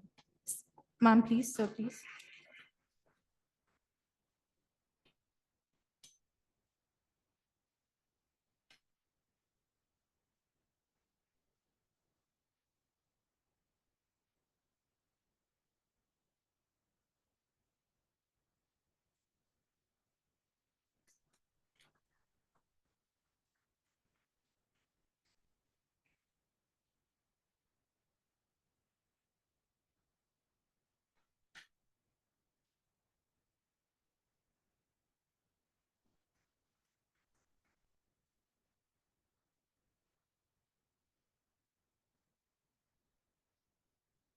Thank you, sir. Thank you, ma'am. We have another of our special guests today from Jivaji University itself, Professor Dr. Manoj Sharma, Department of Pharmacology, SOS in Pharmaceutical Sciences, Jivaji University, Gwalior. I request sir to please come forward, and I would request Director sir to kindly welcome Professor Dr. Manoj Sharma, sir. Sir, please.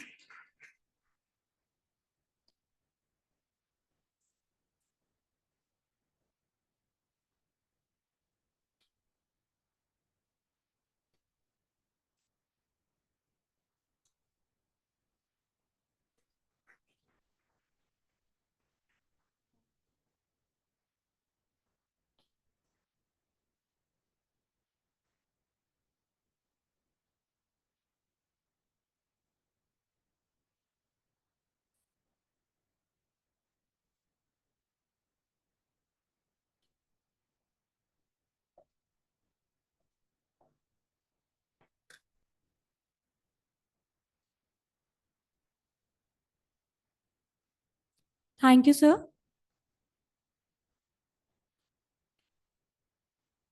Our next distinguished speaker is Professor Dr. Sanmoy Karmakar, Professor and former head, Department of Pharmaceutical Technology and Director of Bioequivalence Study Center, Jadavpur University, Kolkata. Dr. Karmakar is Dr. Karmakar is a highly respected academic and researcher with over 3 decades of experience. He has authored more than 150 publications in reputed international journals and successfully led numerous government and industry funded projects.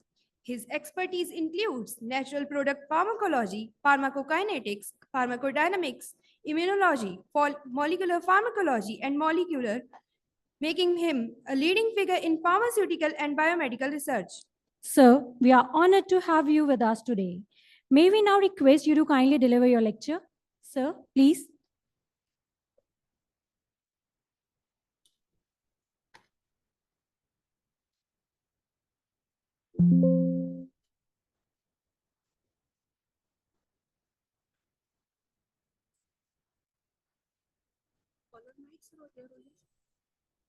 My presentation is here. Yes, sir. No, do you need a polar mark or you just no, I can. Okay. Do you need a presenter?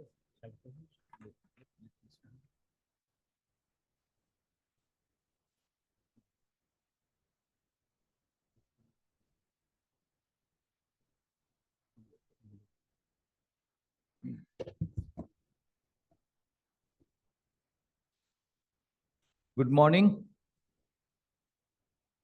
At the onset, I would like to convey my thanks and regard to Amity University Authority for being kind enough to give me this opportunity to deliver my lecture in front of you. I would like to convey my regards and respect to the authorities of this university and dignitaries on the dais and off the dais, and of course my regards to my dear students. Now, the topic on which I am about to talk, because I'm a teacher, and teachers, I feel, have a bad habit of speaking too much, specifically when we get the platform here. So my toughest job will be to keep the students interested enough in my teaching. Often it happens in such type of conferences, students feel bored and somebody sleeps, they talk to each other. So my challenge is to draw your attention and deliver what I'm here to deliver to you. Now, I teach pharmacology in Jadavpur University. I hope many of you have heard the name in Kolkata.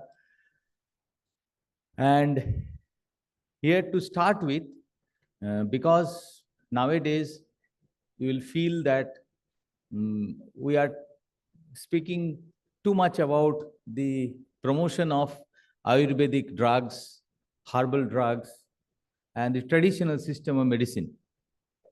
There are many people to say good thing about it. But I feel that there should be sufficient number of speakers and researchers who should try to find out what are the bad things. Anything which is drug, that cannot be all good. It can never ever be. So some people should be there to find out the problems behind usage of traditional medicine. There are problems. Reports are few and far between. So my job is here to speak about a technique to find out side effects, adverse effects of drug.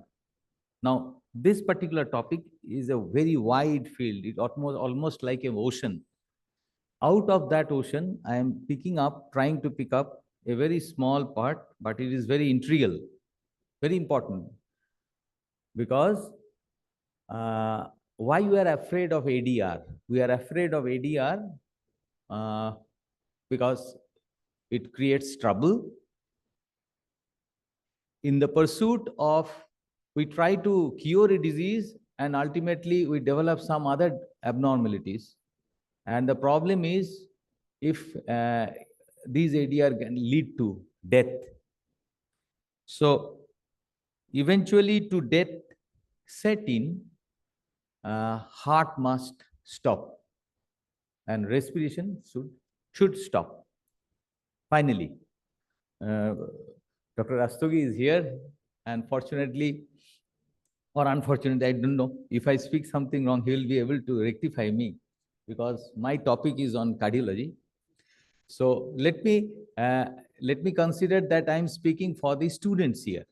Okay, so almost like a class I will start. थोड़ा हिंदी में बोलने से शायद कुछ problem नहीं होगा, because I am here not to prove that I can speak English. I am here to convey the topic on which I have came here from all the way from Kolkata. See, for example, a problem set in of a patient, and you find him that you cannot count. He's having trouble in taking, or rather, I should speak in the beginning, because we pharmacy students, when we teach pharmacology, and the students, they learn pharmacology, as in the speech of Dr. Rastogi, once he said that in heart failure, he mentioned about beta blockers. But the irony is, in many of our pharmacology books, which we teach in undergraduate, that first line of treatment for heart failure is given as cardiac glycosides. Cardiac glycoside, but ask him, cardiac glycosides, very rarely it is advocated. The problem is, we have a delink between teaching pharmacology and the clinical books. So what I feel like three different: heart failure, cardiac stroke, and heart block. These three are different. So understanding these things first will help to, means I'm trying to make a platform in front of the pharmacy students. That's why I'm speaking these things. So the thing which I was telling, a patient, you have found him that he is having trouble taking breathing problem, excessive breathing problem, and blood pressure is high, and you cannot count. You cannot count his heartbeat. The heartbeat looks like it is so fast you cannot count it. Later on, the patient dies within half an hour or maybe a short period of time. फिर after death जब उसको ले जाते हैं शमशान घाट और चिता के ऊपर उल्टा करके देते हैं ना हम लोग, सो इफ यू उल्टा करके देखें मुंह से पानी निकल के आ रहा है. The question is, where from this pani came? Where from this water came? It so happens that the ventricles, auricle and the ventricles started beating at a very faster rate than that of the auricle. So ventricle jaldi beat karne se kya ho raha hai? It is pumping more blood to lungs and less, and since the auricle is beating at a lesser pace, it is receiving blood at a slower pace. So ultimately lung mein kya ho raha hai? Zyada khoon blood is going to lungs, but less amount of blood is coming out of lungs. So eventually in lung capillary, pressure बहुत high हो रहा है और from blood water is oozing out and getting accumulated in the lungs. That's why he was feeling problem with breathing. And a point comes when his almost entire lungs is filled with water and the patient dies. पानी में डूबने से जैसे मरते हैं वैसे, a famous saying is that the man drowns in his own water. Now why this is? This is a typical case of arrhythmia related death. So today I am about to talk about QT interval as a pro-arrhythmic parameter. मतलब arrhythmia is dangerous side effect है. So before a drugs get approval, what are the ways through which we can predict that particular drug or chemical has a tendency to set in arrhythmia? That is our main objective of this presentation. Now, to start with, I'm giving little bit idea about the action potential, cardiac action potential.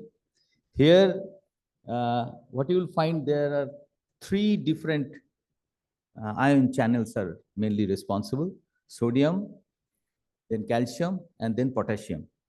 But these channels, as we study in normal books, it does not act in this phase on. What I mean to say that sodium channel, it starts at minus 90 millivolt and it stops at minus 35 millivolts. It is not like that. It will have all these three channels will be active more or less at the same time, more or less. But the activity, rate of activity will change. But if you put it in a simpler way, it will be like this. So for arrhythmia to set in, from here, actually, potassium channel, sorry, let me rectify this. Other than, there are many channels which are having effect or which are responsible in the onset of arrhythmia. But in this particular study, we will take up potassium channel. So potassium channel, what does it do? Potassium निकल जाते हैं. Potassium जैसे निकल जाएंगे, वो membrane के inner part वो negative होते जाएगा, फिर वो पोलराइज्ड हो जाएगा. Polarisation and depolarisation, this is the thing.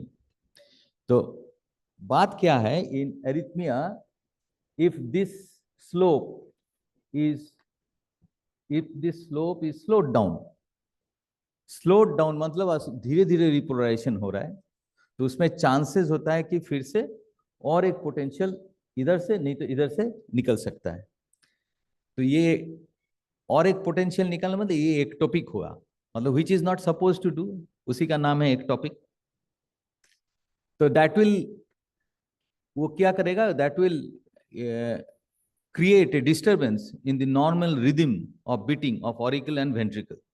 Or dysrhythmia, we call it as arrhythmia. This is the thing. So there will be circulatory failure within the heart and in the coronary flow. So these are the basic electrophysiology part. I hope I should not speak on this. And these are, because why I'm speaking, in pharmacy, we teach and we study ECG to the least extent. If we don't study ECG or the basics of ECG, then what happens, it becomes increasingly difficult and if not impossible to understand the prediction of arrhythmia through ECG. Okay, that's why I'm giving few description about this. So actually, this is how the ECG considers our heart to be. ECG heart को ऐसे देखते हैं. Heart को कितना picture हो सकता है? एक है electrical picture, एक है vascular picture. So here we will be considering the electrical picture. Okay. So these are different point of intervals which, by measuring the duration of these part, we can have an idea about the electrical conduction and to some extent some physical condition of the heart. Now here, why arrhythmia is so important for our study? First of all, arrhythmia is life-threatening. Secondly, the reason why arrhythmia happens, it is not very well understood. Many things are known to us, but even then, prediction of arrhythmia becomes a problematic issue. Secondly, so we need to study the mechanism of arrhythmia, particularly in this study. At present, we are interested in prediction of arrhythmia. Arrhythmia, why it is important? Till now, there are many drugs which have been withdrawn from the market even after phase 3 trial approval, or at the very later stage of phase 4 also. Some very good drugs like cisapride, then there are many drugs like tarfenadine. These drugs were good drugs and they have been withdrawn due to their potential for arrhythmia. So what is happening? These are arrhythmia related issues are causing loss in the investment of drug discovery. That's why industry is interested in it. Okay. So, and even in clinical trial, failures can be ascertained if we can have an idea in the preclinical phase. In preclinical phase, if we can have an assessment of whether that particular drug or substance is producing arrhythmia or not, so that will save a lot of time and money, and eventually will help in reduction in failure of clinical trial. That is why this particular type of study is so important. Now, these are guidelines of European and US FDA guidelines, where they preach that how, what are the things that needs to be done. Now, in our laboratory, we do ECG of rats. Now, why rats? Because so far regulatory bodies are concerned, regulatory body or in industry practice क्या है कि arrhythmia उधर मान लीजिए आप कोई drug या chemical बनाए हैं, आप चाहते हैं कि इसका पोटेंशियल थेरेप्यूटिक इफेक्ट है, तो आप क्या कीजिएगा, उसमें उसको हम लोग बिगल डॉग्स में यूज करते हैं. बिगल डॉग्स वो हाउंड होता है ना, सब ले जाते हैं, बिगल डॉग्स में यूज करते हैं और उसमें देखते हैं कि क्यूटी प्रोलोंगेशन हो रहा है कि नहीं हो रहा है. Unfortunate part is we cannot use humans for this particular study. We just cannot use humans. Or even if we do, it is very difficult so far ethical issues are concerned. So the standard practice is beagle dog में दिया जाता है और उसमें देखते हैं कि arrhythmia हो रहा है कि नहीं हो रहा है. तो एरिथमिया हो रहा है कि नहीं हो रहा है, उसमें एक चीज है, ये जो Q to T, ये जो इंटरवल है, ये इंटरवल इज वेरी इंपॉर्टेंट. मतलब ये इंटरवल क्या डिनोट करता है, let me just recollect in short. P wave, ये denotes depolarization of the auricle, and this particular part depolarization and repolarization of the ventricle. मैंने बताया depolarization of auricle and depolarization and repolarization of ventricle. एक चीज missing है जो नहीं बताया, that is repolarization of auricle. वो कहाँ गया? वो एक्चुअली ये वाली जो मास है, ये वेंट्रिकल की जो मास है, अमाउंट ऑफ मसल वेंट्रिकल में ज्यादा होता है, इलेक्ट्रिसिटी के अमाउंट भी ज्यादा होता है. इतना ज्यादा होता है कि ऑरिकल का जो रीपोलराइजेशन फेज है वो दिखता नहीं है नॉर्मल जो स्टैंडर्ड ईसीजी में. Okay, so here this ventricular event, if we measure from the starting of Q to end of T, this QT, it is very vital to find out whether that drug is producing arrhythmia or not. Generally, if the QT interval is more than half of the RR interval, means from this R to another R, if QT is more than half of RR interval, then it is a risk. Now, what we did, so अभी क्या बताया हम कि बिगल dog में दिया जाता है और देखा जाता है कि क्यूटी उसका जो स्टैंडर्ड मतलब मेजर है उससे ज्यादा हो रहा है, तो दैट इज ए रिस्क. इसमें एक बट है, हम एक चीज है कि अगर कोई ड्रग या chemical if it wants to prolong QT, normally heart वो करने नहीं देते हैं. Heart will not allow to do it because it has got a repolarization reserve, वो करने नहीं देंगे. तो इसके मतलब if I say taking having said this, if I take it as a standard rule, ये हो सकता है कि एक ड्रग दिए, कोई केमिकल दिए, वो बढ़ा नहीं, मतलब क्यूटी बढ़ा नहीं. इसके मतलब ये तो नहीं कि पूरा सेफ है, हो सकता है कि उसका बढ़ाने का टेंडेंसी थोड़ा सा है, लेकिन बॉडी जो एकोमोडेट करते हैं या जो बिगल डॉग जो एकोमोडेट करते हैं, उसके एकोमोडेशन के चलते वो दिखता नहीं है. Can I do you getting my point? मतलब क्यूटी बढ़ नहीं रहा है, दैट डज नॉट प्रूव कि उसमें थोड़ा सा भी टेंडेंसी नहीं है उसको बढ़ाने का. हो सकता है कि इतना टेंडेंसी है कि वो दिख नहीं रहा है because of the internal accommodation. तो taking this, we are trying for a hypothesis which is very difficult for people like us from this part of India to establish it. It needs a very big study and renowned cardiologists all over a big group should work behind it. So what we are trying to create a physiology और improvise ए physiology जिसमें cardiac muscle का जो repolarisation reserve है, cutie को बढ़ने नहीं देते, वो ये जो उसका कैपेसिटी है उसको एग्जॉस्ट कर दें। अगर ये एग्जॉस्ट हो जाता है, उसके बाद अगर कोई ड्रग देते हैं, उसमें क्यूटी थोड़ा सा प्रोलॉन्ग हो रहा है, तो क्या मतलब ओके ओके सो बात है कि तो इस कंडीशन में अगर थोड़ा सा बढ़ाते हो तो बढ़ाने से क्या होगा कि इसका थोड़ा बहुत जो टेंडेंसी था क्यूटी प्रोलॉन्ग करने का वो हम लोग को दिखेगा। Do get my point? मतलब हार्ट का जो एकोमोडेशन है नॉर्मली जो वो बाधा देते हैं बढ़ाने में, उसको हम लोग एग्जॉस्ट कर दिए। तो उसको एग्जॉस्ट कर देने से क्या होगा कि थोड़ा सा भी अगर टेंडेंसी है तो दिखेगा। That is our success. Then we can say that, okay, see, this molecule which was otherwise showing to be safe, actually it has a tendency. This is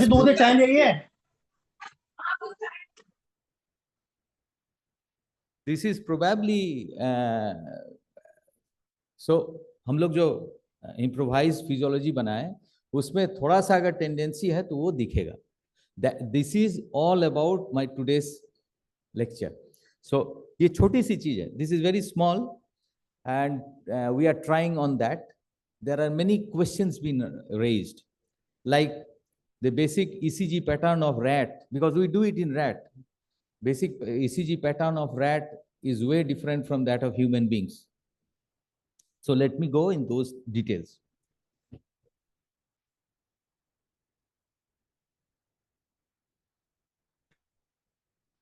This is not working.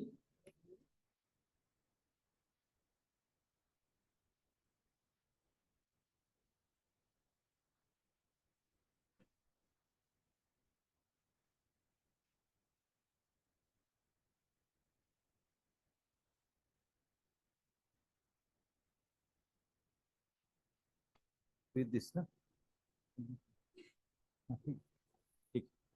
Okay. So going to the next slide, these are typically some patterns of ECG. This is not much important here. So these are the values of rat ECG. This is particularly a rat, albino rat ECG, where QT, this is how we do it. We measure QT. We measure QT.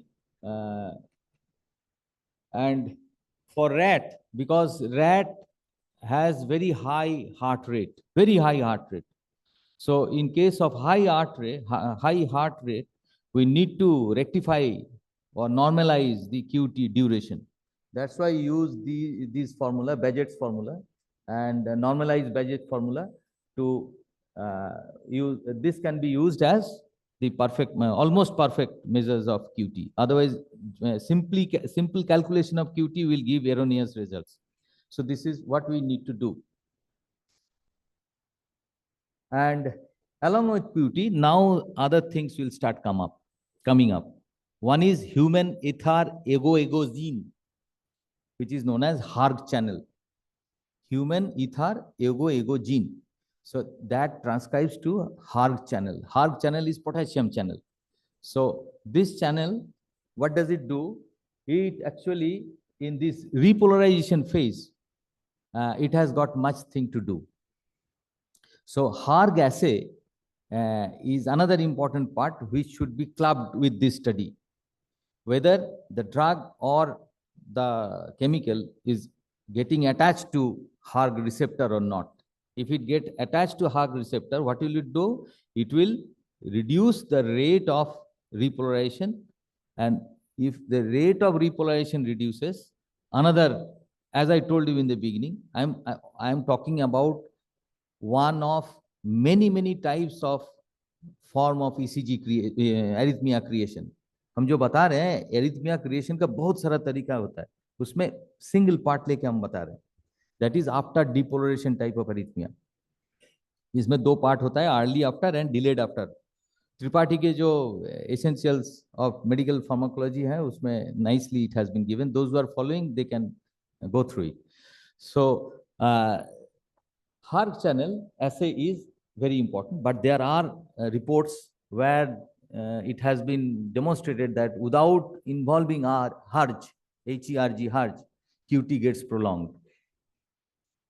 So these are the things which we are doing. Reasons for QT prolongations. There are the risk factors, the ischemic heart disease. Now, this is very, very important point I think I should mention for the students. Like tissue, cardiac tissue अगर dead हो जाता है, मतलब थोड़ा heart में कितने तरीके का टिश्यू है, एक है वर्किंग कार्डियोमायोसाइट और एक है जंक्शनल टिश्यू. एसे नोड, एवी नोड, ये सब जंक्शनल टिश्यू है जो कि बायो पोटेंशियल को कैरी करते हैं और पेस बनाते हैं. और वर्किंग कार्डियोमायोसाइट्स जो एक्चुअली काम करते हैं, कॉन्ट्रैक्शन एक्सपेंशन करके पंपिंग कम करते हैं.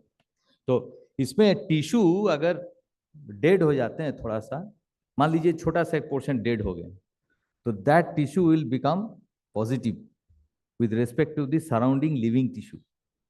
तो उसमें एक तो करंट आएगा. ये तो आप सभी जानते हैं ना हम लोग कि एक जगह पॉजिटिव है, एक जगह नेगेटिव है, उसमें करंट फ्लो करेगा. तो ये हार्ट में भी होता है. तो ये जो करंट है इसको कहते हैं हम लोग इंजुरी करंट. तो वो भी एक रीजन है एरिथमिया की. तो ये एक एरिथमिया के एक कारण है. That's why it is mentioned here. Other, as in the beginning, I have told you, we are concerned with potassium channel only here. But other than potassium, there are other ions which are equally important for the study of arrhythmia. So these are some description regarding the why QT duration is important.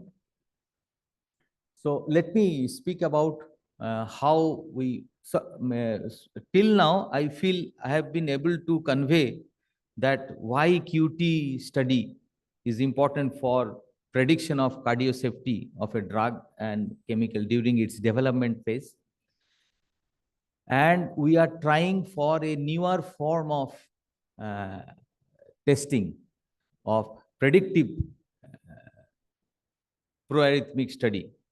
पहले से prediction कर लीजिए. नया सा कौन सा नया चीज हम लोग कोशिश कर रहे हैं कि we are trying to create a physiology. उसमें क्या करते हैं, let me tell you. We create hypokalemia using frusemide. Using frusemide we produce hypokalemia जिसमें कि पोटेशियम कॉन्सेंट्रेशन कम हो जाता है. और देन वी यूज क्लैरिथ्रोमाइसिन, जो कि clarithromycin like moxifloxacin also. Clarithromycin repolarization reserve को कम कर देते हैं. ये दोनों देने से क्या होता है, the cardiac tissue no longer the repolarization reserve और जो क्यूटी प्रोलॉन्गेशन से जो बाधा देते हैं वो वाला एग्जॉस्ट हो जाता है. Now so the condition is the rats are given hypokalemia is produced in rat. Thereafter they are given at a specific dose of clarithromycin. Then normal ECG में कोई फर्क नहीं आएगा. Rat will give its ECG that we have produced. Now in this physiological condition, if we use some other substance and if we see that there is a prolongation in QT, then we can say, okay, this particular drug has a tendency which might be small, but it has a tendency. So we cannot say that this is safe, absolutely safe. And this is a model where we can which we can use for the drug industry in the developmental stage. So ये जो काम है छोटा है, very small piece of work, but we are trying to establish it, and in that is what I am presently dealing with here. So these are what I have told. These are three very important drugs which are बाजार से जो withdraw किए थे, कि मतलब बाजार से withdraw किया गया है due to this QT prolongation. As this tarfenadine was used for long, even cisapride was being used as a prokinetic drug. Cisapride use होता है bowel movement, मतलब normal जो peristaltic movement है उसको augment करने के लिए. फिर regulatory concern, as I told you that these are the bodies where they are they are controlling how predictive study should be carried on. So these are relevance of the QT study.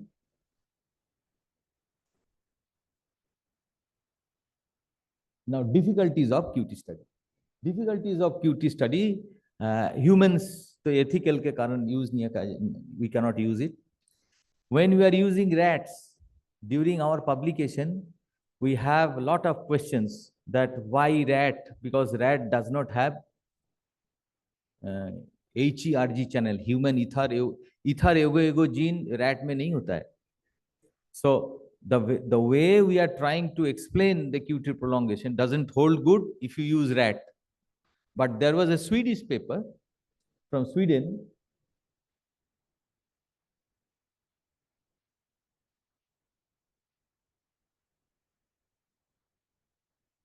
This particular paper, where it was established that rats do develop HERG channel during neonatal period, but as they grow, it weans off.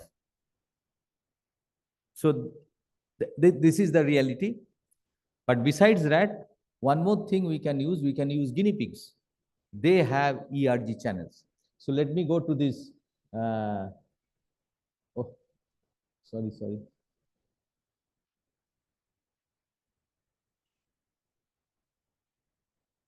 So these are the questions which we faced, and some newer techniques like this one is pretty old. This Langendorf nowadays it is not been done. For academic purpose, I'm mentioning it. Now, rodent telemetry is one thing. Means we use a probe. We keep the probe within the rat's body, and it gives measurement of the ECG, like वो जो हम लोग Holter monitoring करते हैं उसी type का. So remotely we can get an account. So these are some new techniques where we can accumulate data regarding the ECG or particularly QT. And now this is another predictive study in HERG potassium channel. इधर में क्या, what do? We use a fluorescent tagged dophytylide. Dophytylide is a potassium channel opener. So dophytylide or the dophytylide which we are using it, that is tagged with a fluorescence dye.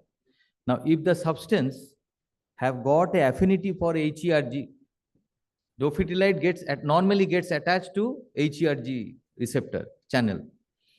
Now, if the drug under test has got more tendency to attach towards HERG channel, what it will do? It will displace dophytylide, and there will be increase in the fluorescence because it is getting detached. So there will be polarization reduction आएगा.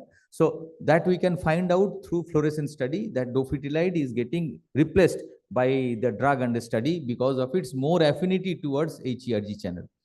So this is one study which we can do to establish that the drug just simply drug दिए, ECG measure किए, QT prolong हो रहा है कि नहीं हो रहा है, उस हिसाब से बोलना is not all proof.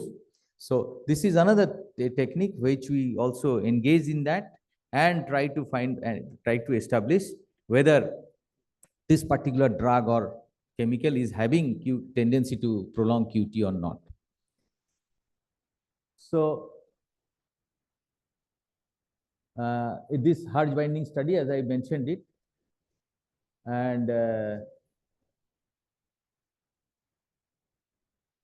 so these are some raw data of, because in this study generally हम लोग क्या करते हैं कि एक कंट्रोल ग्रुप रहता है ना, एक्सपेरिमेंट में कंट्रोल ग्रुप रहता है और टेस्ट ग्रुप रहता है. कंट्रोल और टेस्ट में कंपेयर करके हम लोग देते हैं reading. But in case of QT you have to take self control because no two rats are having same ECG pattern or duration, कुछ difference तो रहता है. So one typicality of this type of study is you have to go for self control, otherwise it will be difficult. और ये ऐसे measurements आते हैं वो बढ़ाते हैं.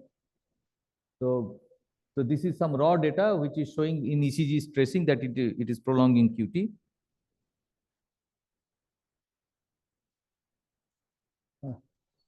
हाँ, this was कितना कुछ हम बोले हैं, we are trying it for last 10 years or something like that. Till now we have been able to establish only two publications, only two.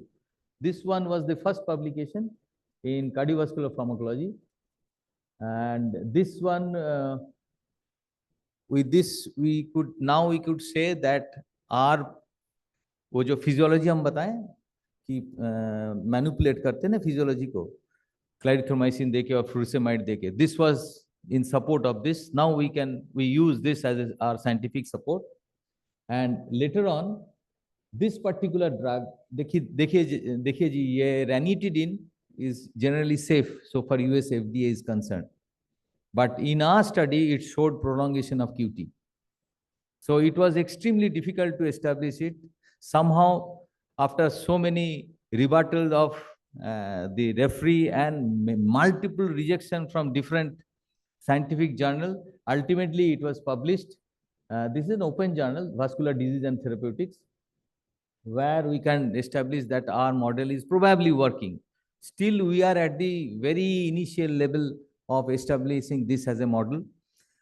Because if you go through my Google Scholar and other index of publication, you will find many papers. Those are different things. My choice work is on this, but till now, unfortunately, we could achieve only these two publications. And just to give you an idea about what we are doing in our lab, these are not research papers. These are not research papers. These are actually conference proceedings.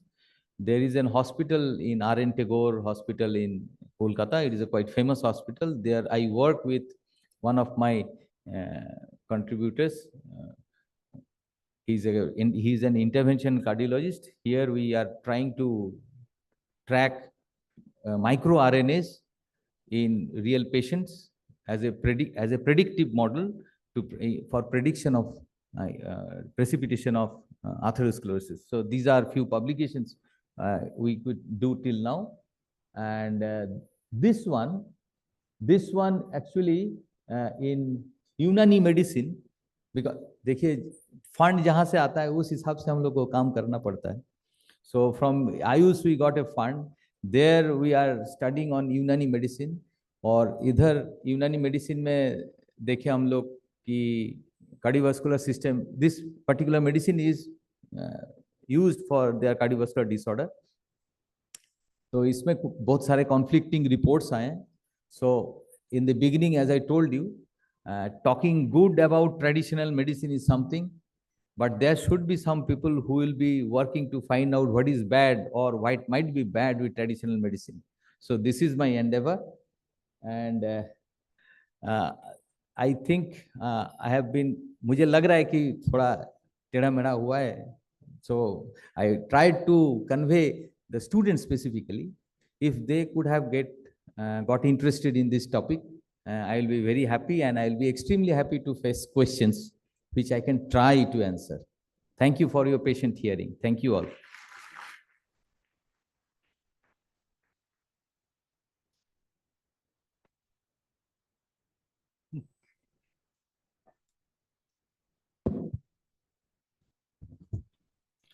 Thank you, sir, for your enriching and insightful presentation. We now invite members of audience to kindly share their questions for our speaker. Please raise your hand and a microphone will be provided to you. Yes. Good afternoon, sir. Yes, please. Sir, my name is Dr. Narendra Kumar from Department of Pharmacology, MIT Institute of Pharmacy.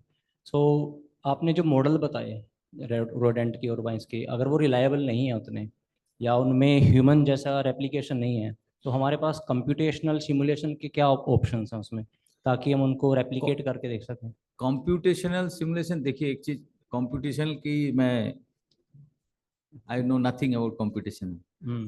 मैंने जब पढ़ाई किए थे वो था ही नहीं, तो बाद में आया, धीरे धीरे किसी तरह कर रहे हैं. तो जहां तक मेरे समझ है, I will try. HERG channel के साथ डॉकिंग स्कोर आप देख सकते हैं. That can be one. Yes sir. इससे और एक ज्यादा वर्ड हम बता नहीं पाएंगे. ओके.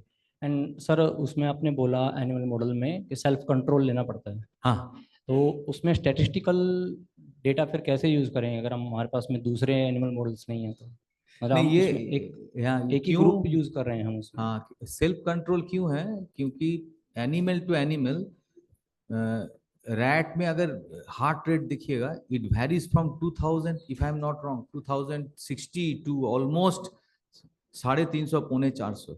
इतना वेरिएशन अगर है नॉर्मल है, लेकिन हार्ट रेट में वेरिएशन है। क्योंकि चूहा का हार्ट रेट ज्यादा क्यों है, because they need to metabolize more, body weight के हिसाब से सरफेस एरिया ज्यादा है, हीट लॉस ज्यादा होता है, इसीलिए हार्ट रेट उन लोगों का बहुत ज्यादा होता है और बहुत बड़ा रेंज है। तो बहुत बड़ा रेंज होने के चलते क्या होता है कि आप कंट्रोल ग्रुप का वैल्यू का ज्यादा मायना नहीं रख सकते।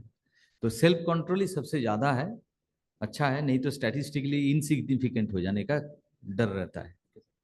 Thank you sir. Thank you. For your any other questions? My success depends if the students question. Hello, good afternoon, sir. My name is Satyam Pandey from B Pharma first year. Sir, my first question is that, sir, why we are QT interval, uh, उसको क्यों हम लोग exhaust क्यों, depolarisation जो उसका होता है हम लोग क्यों करना चाह रहे हैं, Very मतलब उसको good. कम क्यों कर रहे हैं? Thank you for this question. Thank you. मैंने बताया क्या शुरू में, बैठिए, किसी को काम करने बोलिएगा तो काम करेगा? नहीं करेगा। तो उसको जब तक आप उसको फोर्स नहीं कर रहे तब तक काम नहीं करेगा। तो कोई ड्रग दिए, कोई केमिकल्स या ड्रग्स दिए, वो क्या कर रहे हैं कि क्यूटी प्रोलॉन्ग करने का कोशिश कर रहे हैं, और हार्ट लगातार लगे रहेगा, उसको क्यूटी को प्रोलॉन्ग करने नहीं देंगे। ठीक है? तो मान लीजिए कि कोई एक ड्रग है जैसे ranitidine, ranitidine US FDA approved है, बिगिल डॉग में दिया गया, देखे कि क्यूटी प्रोलॉन्ग नहीं हो रहा है, पास। लेकिन हम लोग उसके पीछे लगे हुए हैं कि नहीं ये पास हुआ है, ठीक है, इसका टेंडेंसी, उसका जो थ्रेशोल्ड है उसको पार नहीं कर पाया, हार्ट का जो थ्रेशोल्ड है उसको पार नहीं कर पाया। ये इसका मतलब ये तो नहीं कि पूरा सेफ है, ये टेंडेंसी है कि हम लोग का कि ऐसे ड्रग केमिकल बनाना पड़ेगा जिसमें कोई टेंडेंसी है ही नहीं। तो अभी जो सिस्टम है उसमें तो आप निकाल नहीं पाएंगे, थोड़ा सा अगर छोटा सा टेंडेंसी है तो दिखेगा नहीं, because of the accommodation power. तो we are exhausting the accommodation power heart artificially, उसके बाद दिया जा रहा है। तब अगर क्यूटी प्रोलॉन्ग होता है तो बोले देखिए ये इसका है आदत, लेकिन जो सिस्टम है उसके चलते दिख नहीं रहा है। Do you get my point? Thank you. Any other student wants to ask question?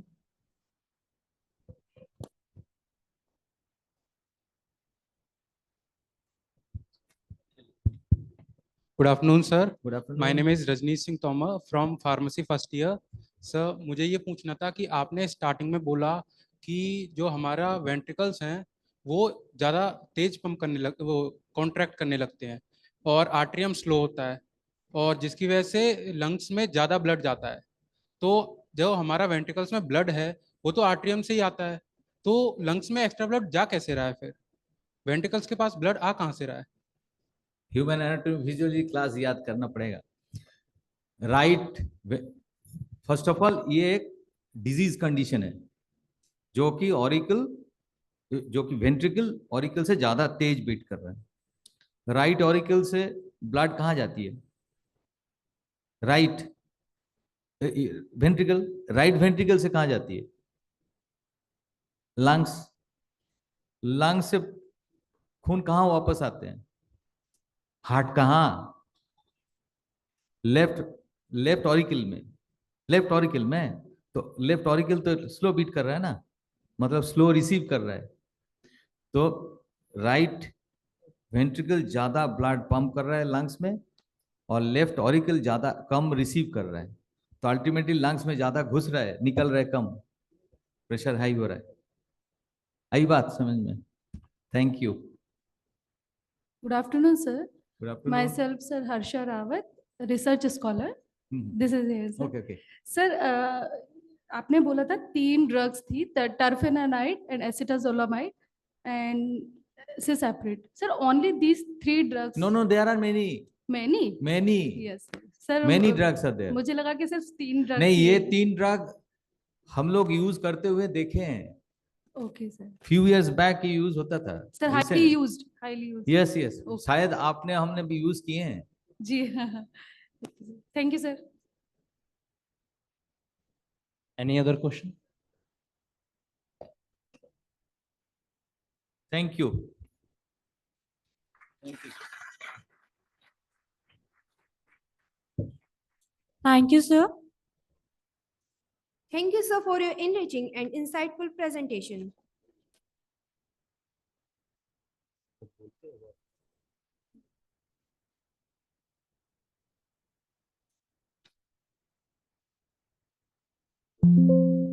We now request Honorable Pro-Chancellor, Lieutenant General V.K. Sharma Sir, Ati Vishisht Seva Medal, Pro-Vice-Chancellor, Professor Dr. M.P. Kaushik Sir, and respected Director, Amity Institute of Pharmacy, Professor Dr. Manoj Kumar Mishra Sir, to kindly felicitate Professor Dr. Sanmay Karmakar as a token of our respect and appreciation.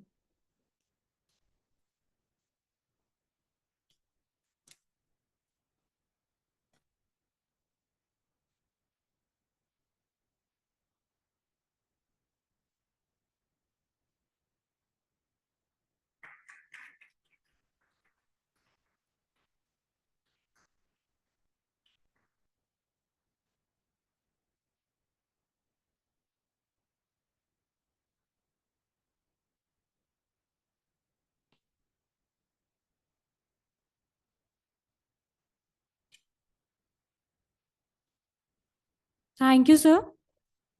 Ladies and gentlemen, we will now break for lunch. Lunch has been arranged at the Block C foyer for participants and at the VIP lounge Block B for our distinguished guests. We request everyone to kindly proceed to the respective venues and enjoy the meal. Please reassemble here after the break for the continuation of our technical sessions. After lunch, we will move to the next session of our conference, the oral and the poster presentation. And I, Bhumi, will now proceed to the next keynote address. It's our privilege to introduce Professor Dr. Pallab Bhattacharya. फट रहा है दूर से बोल Ma'am,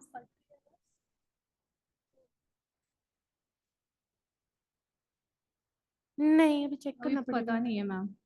wait अभी को नहीं पता ये किसका है? ये तो नहीं वो उसमें है। हाँ इस अब तेरी आप आवाज थोड़ी बताना तेज है मैं कहाँ से बोलूं. It's our privilege. एक मिनट सांस मत जा बिल्कुल भी ठीक है स्क्रिप्ट कैसे रखना पड़ेगा? ऐसे ही रखना स्टार्ट कर It's our privilege to introduce Professor Dr. Pallab Bhattacharya, Sir, Dean, Professor, and Head of Department of Pharmacology and Toxicology, NIPER, Ahmedabad, an institute of national importance under the Government of India. national importance National importance under the Government of India. Dr. Bhattacharya earned his PhD in biomedical engineering from IIT BHU, Varanasi, and has conducted advanced research at global reputed institutions including Harvard Medical School USA, University of Miami USA, and Aarhus University Denmark. His pioneering work focuses on neuroprotection and stroke biology, exploring innovative therapeutic strategies such as cell therapy, novel chemical entities, and drug repurposing. He has authored over 90 research papers, contributed 20 book chapters, and holds a US patent.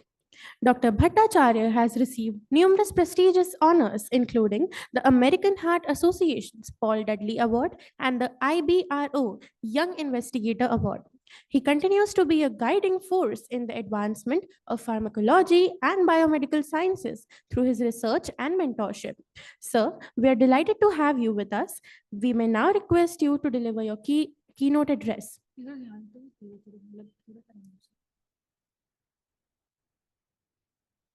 नहीं वो कोई भी degrees नहीं रहेंगे सिर्फ आपके जज जो है वो इनकी पीपीटी अपने को एक बार सर से पूछना पड़ेगा अभी तो डिग्रीज आएंगे ना लेकिन अभी नहीं आएंगे, अभी Technical नहीं है session ना। है ना अभी हाँ तो। अभी टेक सेशन, इसके अभी है ना, बाद अभी भी है, सर अभी के तो कीनोट के बाद सारे सब चले जाएंगे, उसके बाद अभी ओरल जब प्रेजेंटेशन। आएंगे, हाँ इसमें डायस में कहाँ बैठाना है, कीनोट स्पीकर आएगा ना यहाँ पे बोलेगा।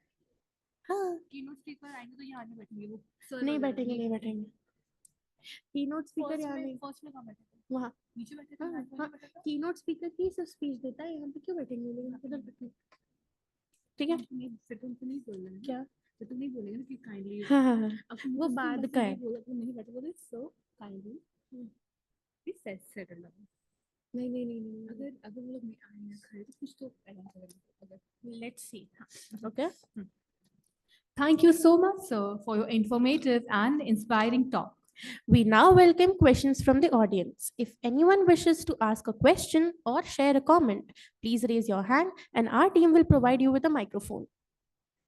We now request Professor Dr. Ram Babu Tripathi, sir, to kindly felicitate Professor Dr. Pallab Bhattacharya, sir, as a token of our respect and appreciation. We will now move on to the one of the most interactive part of the conference, the oral and poster presentation sessions, conducted in both online and offline modes.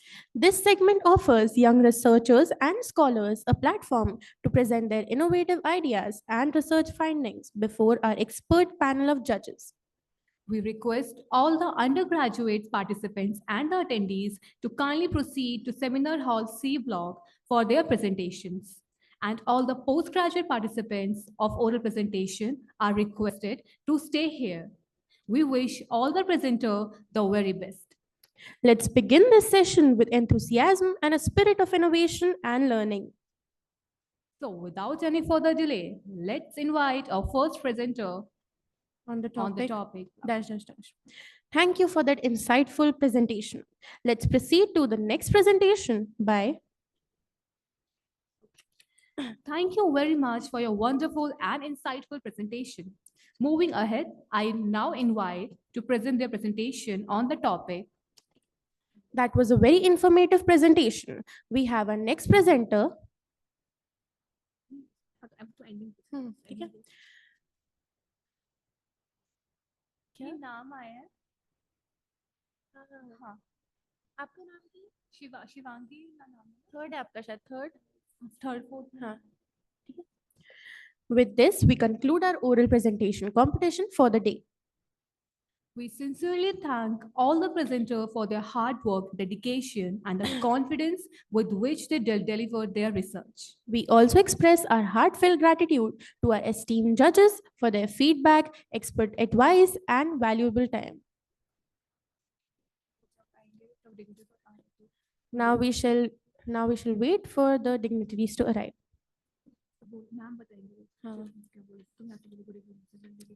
Good evening, ladies and gentlemen. I am Mansi. And I'm Bhumi.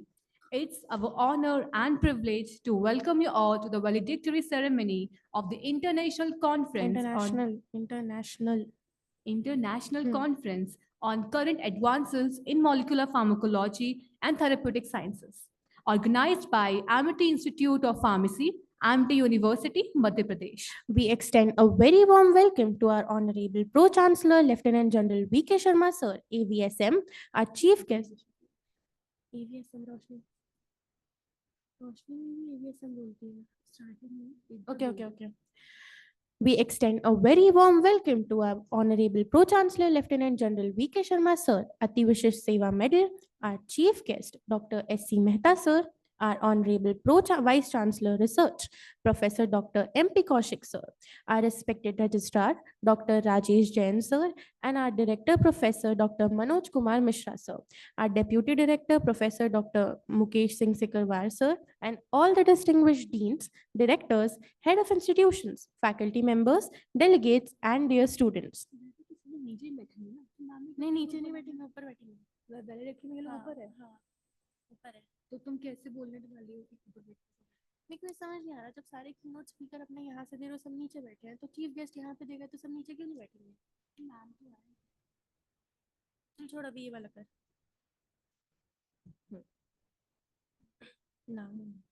Now it's time for one of the most awaited moments of the evening, the address by our chief guest, Dr. S.C. Mehta, sir. Dr. Mehta has अरे यार ये line मेरे को बहुत वो दिक्कत दे रही है ना? Dr. Mehta has to his credit. Dr. Mehta has to his Okay. Dr. Mehta has, to his credit, an illustrious academic and research career spanning over 45 years of teaching at undergraduate and postgraduate levels. He has served at Gajra Raja Medical College, Gwalior, Jyoti Vidyapeeth Women's University, Jaipur, and Sri Ram College of Pharmacy, Gwalior. He completed his M.Pharm in pharmaceutical chemistry from Dr. Hari Singh Gaur University, Sagar, in 1974 and earned his PhD in pharmacology from Jivaji University, Gwalior in 1986.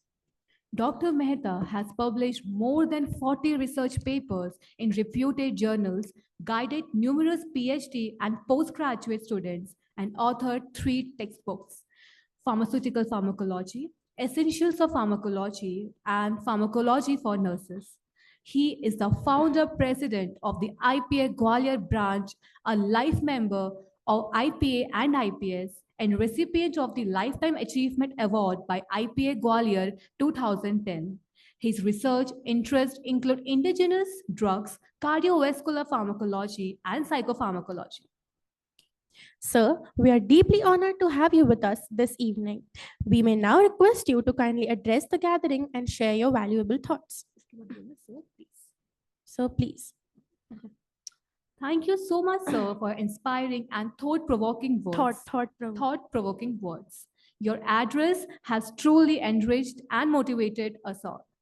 May I now request Honorable Pro-Chancellor Lieutenant V.K. Sharma, sir, AVSM, to kindly felicitate Dr. S.C. Mehta, sir.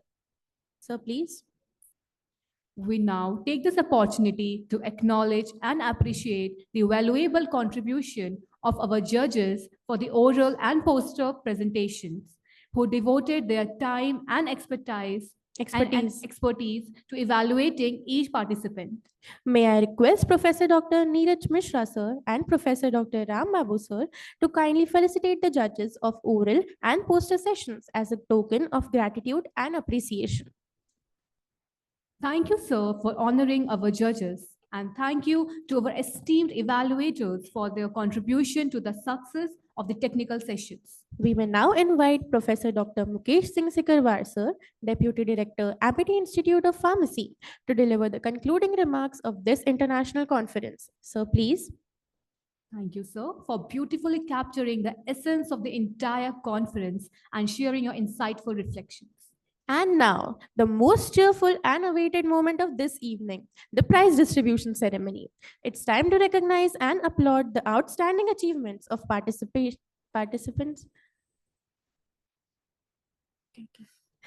It's time to recognize and applaud the outstanding achievements of participants in the oral and poster presentation competitions held during the conference. May I request our Honorable Chief Guest, Honorable Pro-Chancellor, sir, and other dignitaries to kindly grace the stage for the prize distribution. Let's begin with the announcement of the winners. Congratulations to all the winners and participants for their hard work and dedication. To formally express our gratitude to everyone who made this conference a grand success, I request Professor Dr. Naveen Sharma, sir, Professor, Amity Institute of Pharmacy, Professor Amity Institute of Pharmacy, Amity University, Madhya Pradesh, to deliver the vote of thanks. Please, sir. Thank you so much, sir, for your heartfelt and appreciative words. As we come to close this inspiring conference, we extend our heartfelt gratitude to all the dignitaries, speakers, delegates, and participants for making this event a great success. A special thanks to our organizing team, faculty members, and students volunteers for their dedication and teamwork throughout the conference. May the ideas shared and collaborations formed here continue to inspire and research the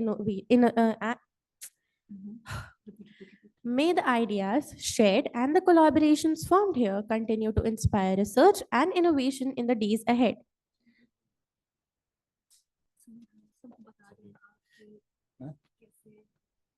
क्या चीज presentation नहीं कुछ topic नहीं बोलना है I request Nitin Shahu to come on the stage to deliver his oral presentation. That's it. Presentation जी PPT सबकी है मेरे पास में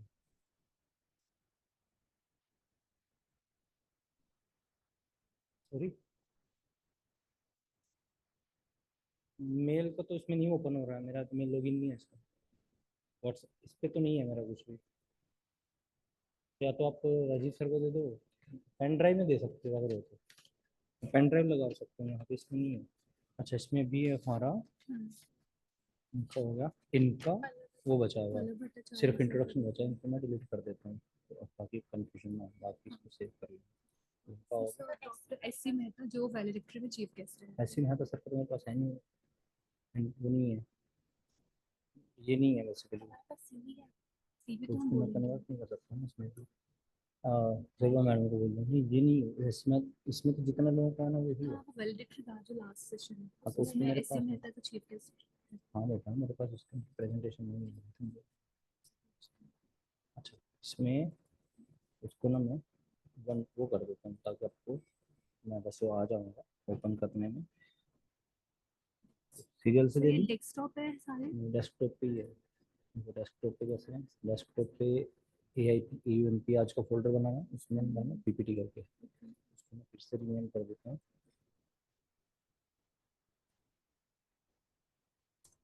ठीक है हाँ जी सर का हाँ पोस्टर में लिखा कितने बजे है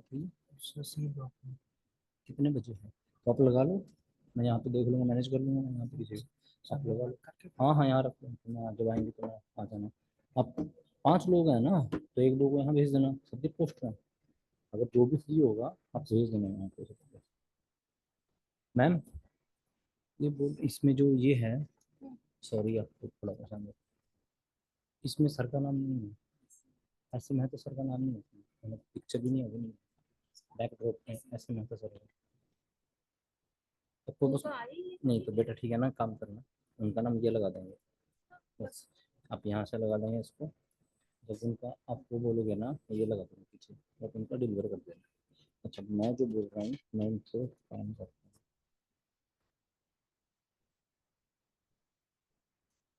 सारी चीजें तो ये तीन नहीं होगा शिवानी यादव है 6 नंबर में हाँ हाँ सही है हाँ, जब मैं announce करूंगी 6 हो गया ये कौन है? Inflammatory bowel. अभिषेक राजपूत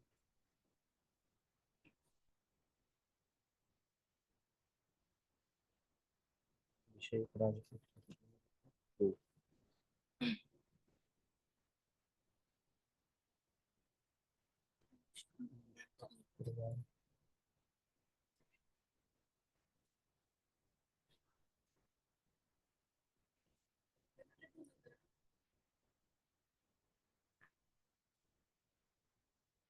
ठीक है 2 3 शिवानी शिवानी का क्या है 5 6 4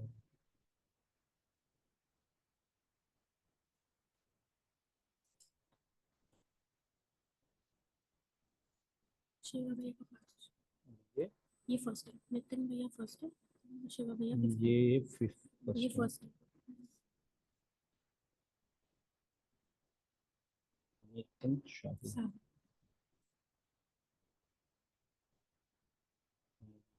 ये 6 फिफ्थ है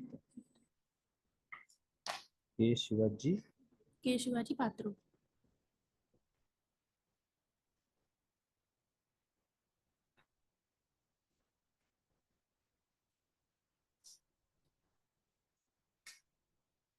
एक बार मैंने ओपन करके देख लो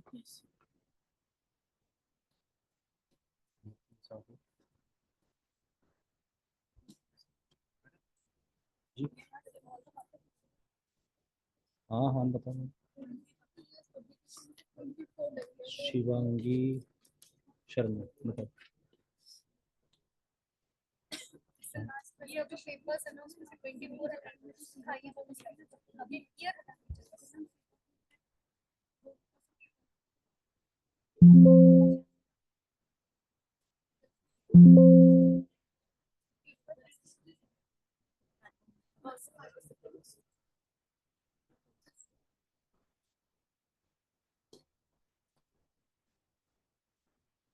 हाँ जी।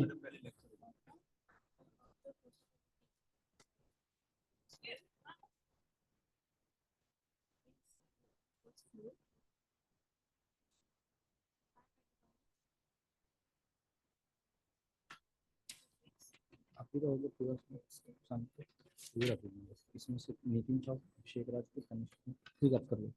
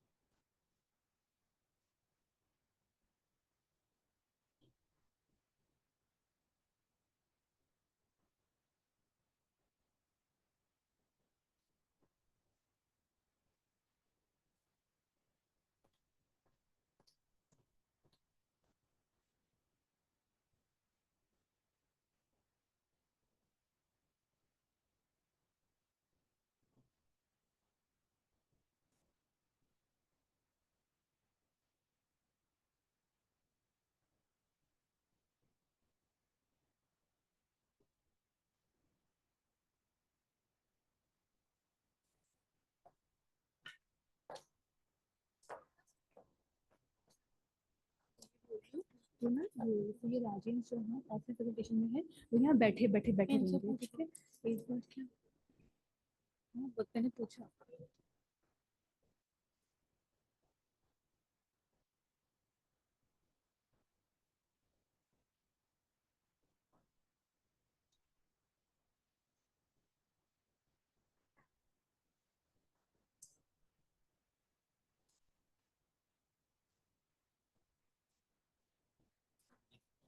मानसी को रुक जा, हाँ, फटाफट जा। 2 बजने वाले हैं। Okay, we will announce the name.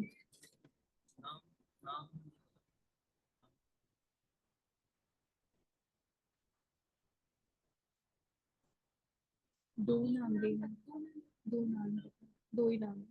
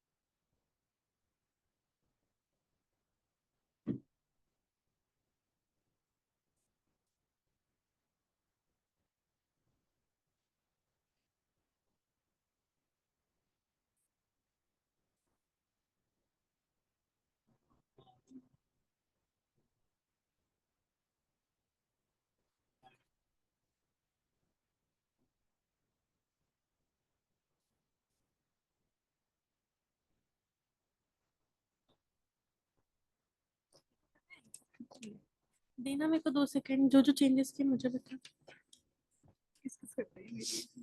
Registrar को नहीं बुलाना है, रजिस्ट्रार को नहीं बुलाना है। हम्म? It's okay. क्या क्या हुआ बताओ।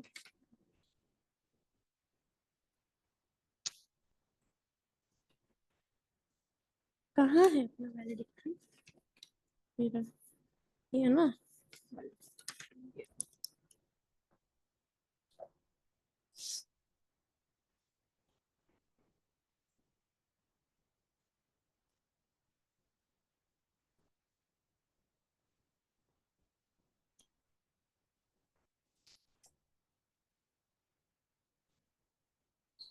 ओके आ गए।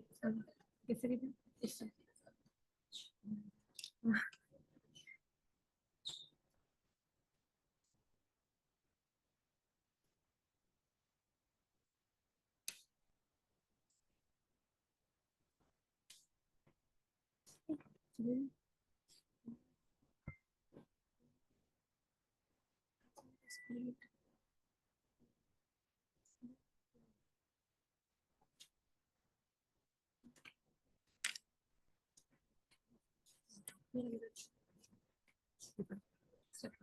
ले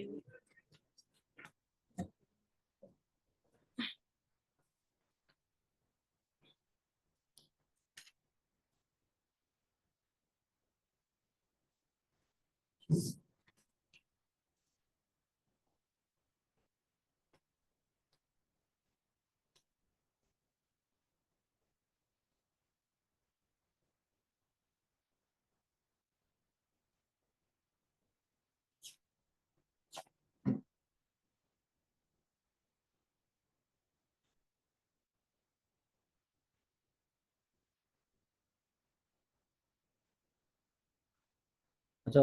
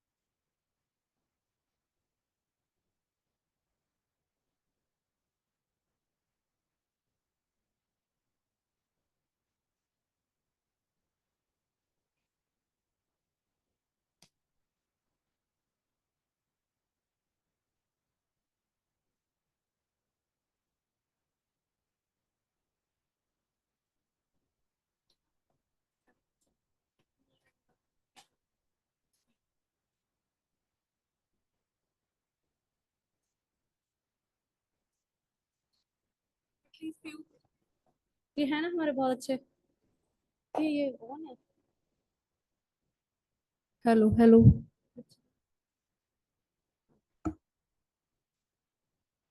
तो फिर तो मैं स्पीकर बन जाती हूँ।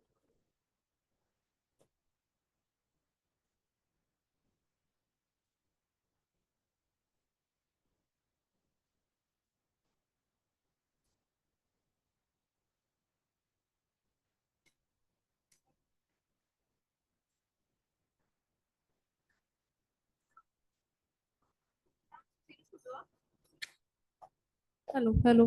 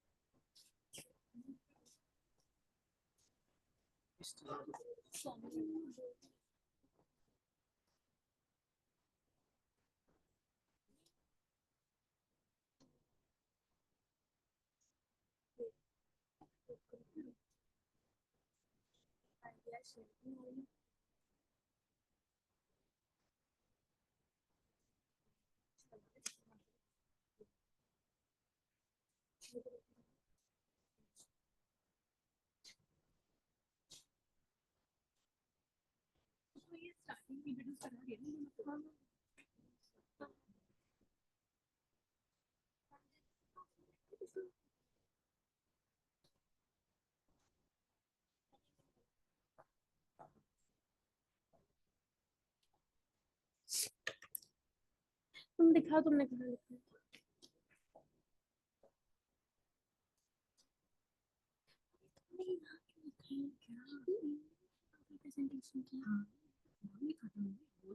हाँ तो वही तो मैं बोल रही हूँ, मैंने ट्रांजिशन टू ओरल उसमें लिखा है ना, तो ट्रांजिशन में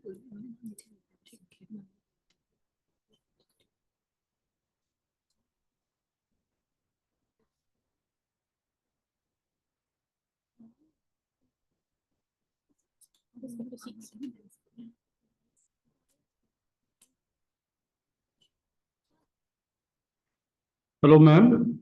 Hello.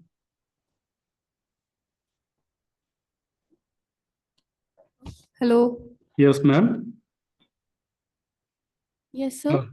Ma'am, when will this online oral presentation will start? The oral presentation has already been started. It has been on separate link. For online presentation, sir. Online. Yes, sir. Online So, presentation but is sir, I didn't get that link, sir, because I need to present my oral presentation online. I'll ask Ramakant sir. Actually, the mail that you have received for the presentation and all the recipients, Yes. along with the time slot, there was a link in this email. So it's a Sir, the mail which I have received, I have only received this Zoom meeting which I am connecting right now. I didn't get the separate mail link regarding the online presentation, sir. Okay. Can you tell me what's your name? Shivam Tayal. Shivam? Tayal. Tayal. Shivam Tayal. Okay. Just I have mailed my presentation as well, sir. Okay. I'll send you the link if you have. Sir, it's the presentation is going on, sir. Online presentation. Yeah, online presentation is going on. Sir, please connect me to the because I need to present my oral presentation. Okay. Okay. So please share the link in the chat box if possible. I also sorry. want to give my presentation. Hello. Hello, sir. If any possibilities, so you can share the link of for the oral presentation in the chat box. Link has been already shared via email from the scientific committee. We have received many mails, so that's why I'm asking. Okay. Hello, Good sir. afternoon. Good afternoon, sir. afternoon, sir. Video is not appearing, sir.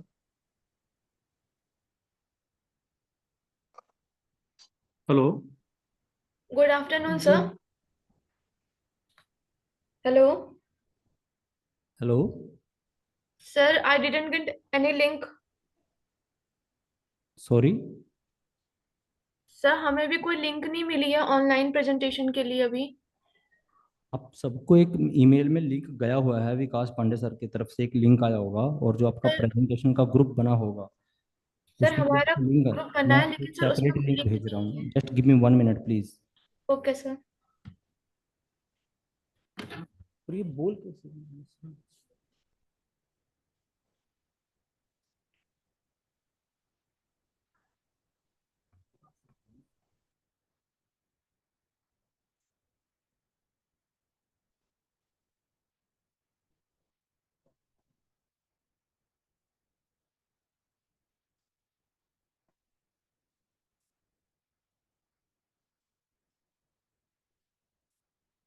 Sir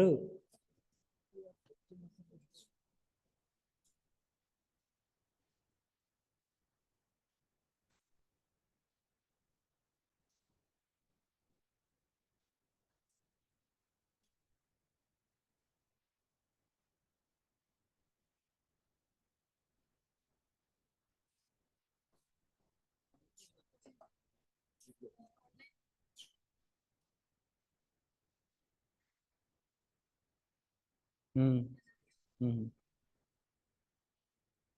ठीक ठीक है sir.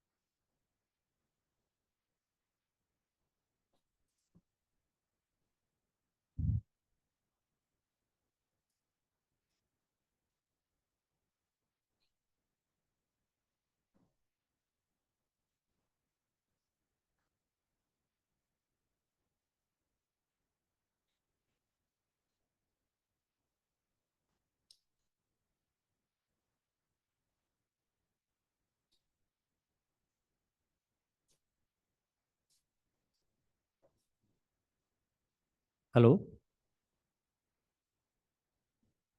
Those participants who have online presentation, a separate link has been pasted in the chat box. You can join via those links.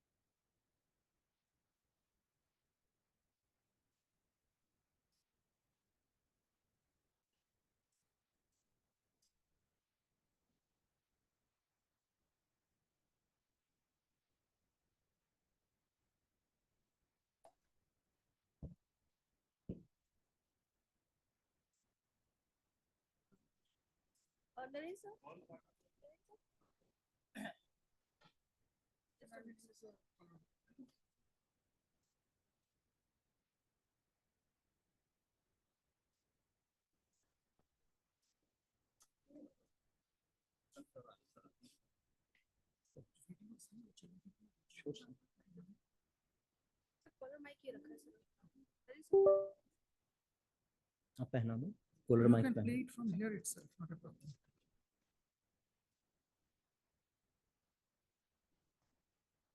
Which one is you? Amity, Dr. Pallav Amity Gwalior. And some videos are there. Sorry? Some videos are there. Yes, if it is connected with that, then it's fine. Because the link is over there itself.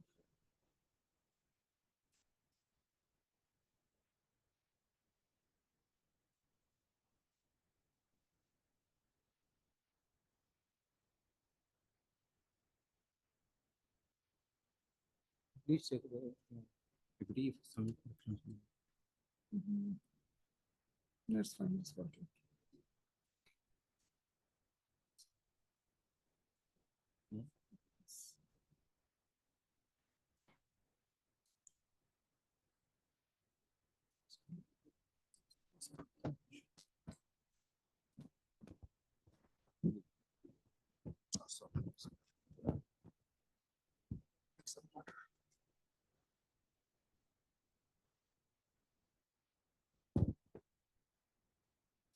Please. Sir.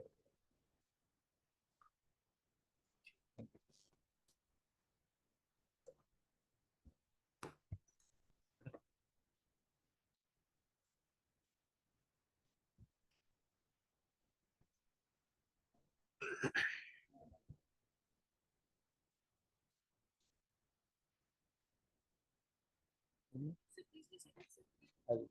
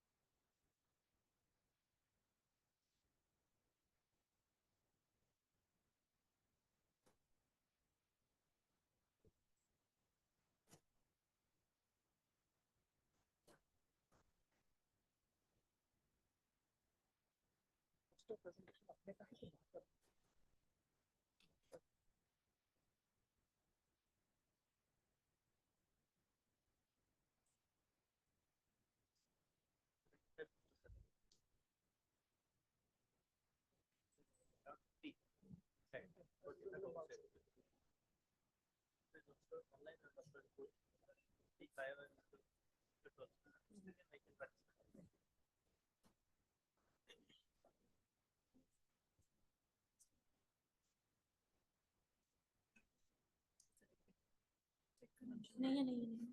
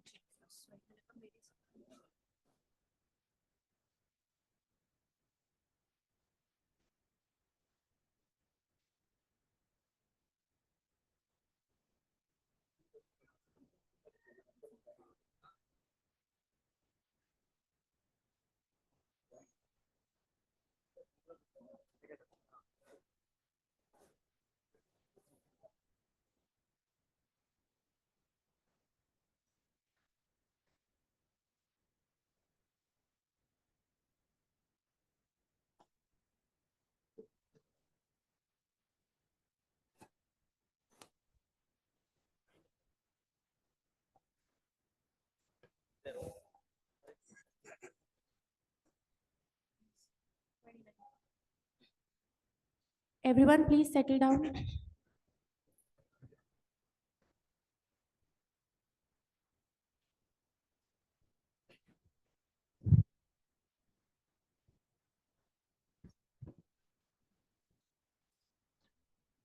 Everyone, kindly please settle down.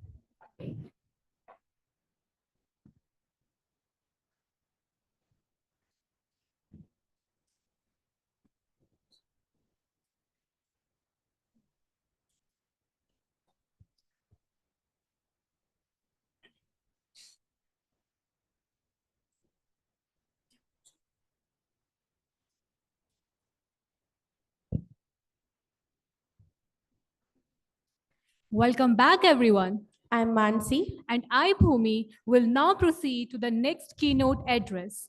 It's our privilege to introduce Professor Dr. Pallab Bhattacharya, sir, Dean and Professor and Head of Department of Pharmacology and Toxicology, NIPER, Ahmedabad, an institute of national importance under the Government of India. Dr. Bhattacharya earned his PhD in biomedical engineering from IIT BHU Varanasi and has conducted advanced research at globally reputed institutions including Harvard Medical School USA, University of Miami USA, Aarhus University Denmark. His pioneering work focuses on neuroprotection and stroke biology, exploring innovative therapeutic strategies as cell therapy, novel chemical entities, and drug repurposing. He has authored over 90 research papers, contributed 20 book chapters, and holds a US patent. Dr. Bhattacharya has received numerous prestigious honors, including American Heart Association's Paul Dudley Award and IBRO Young Investigator Award. He continues to be a guiding force in the advancement of pharmacology and biomedical sciences through his research and mentorship. Sir, we are very delighted to have you with us. We may now request you to deliver your keynote address. Sir, please.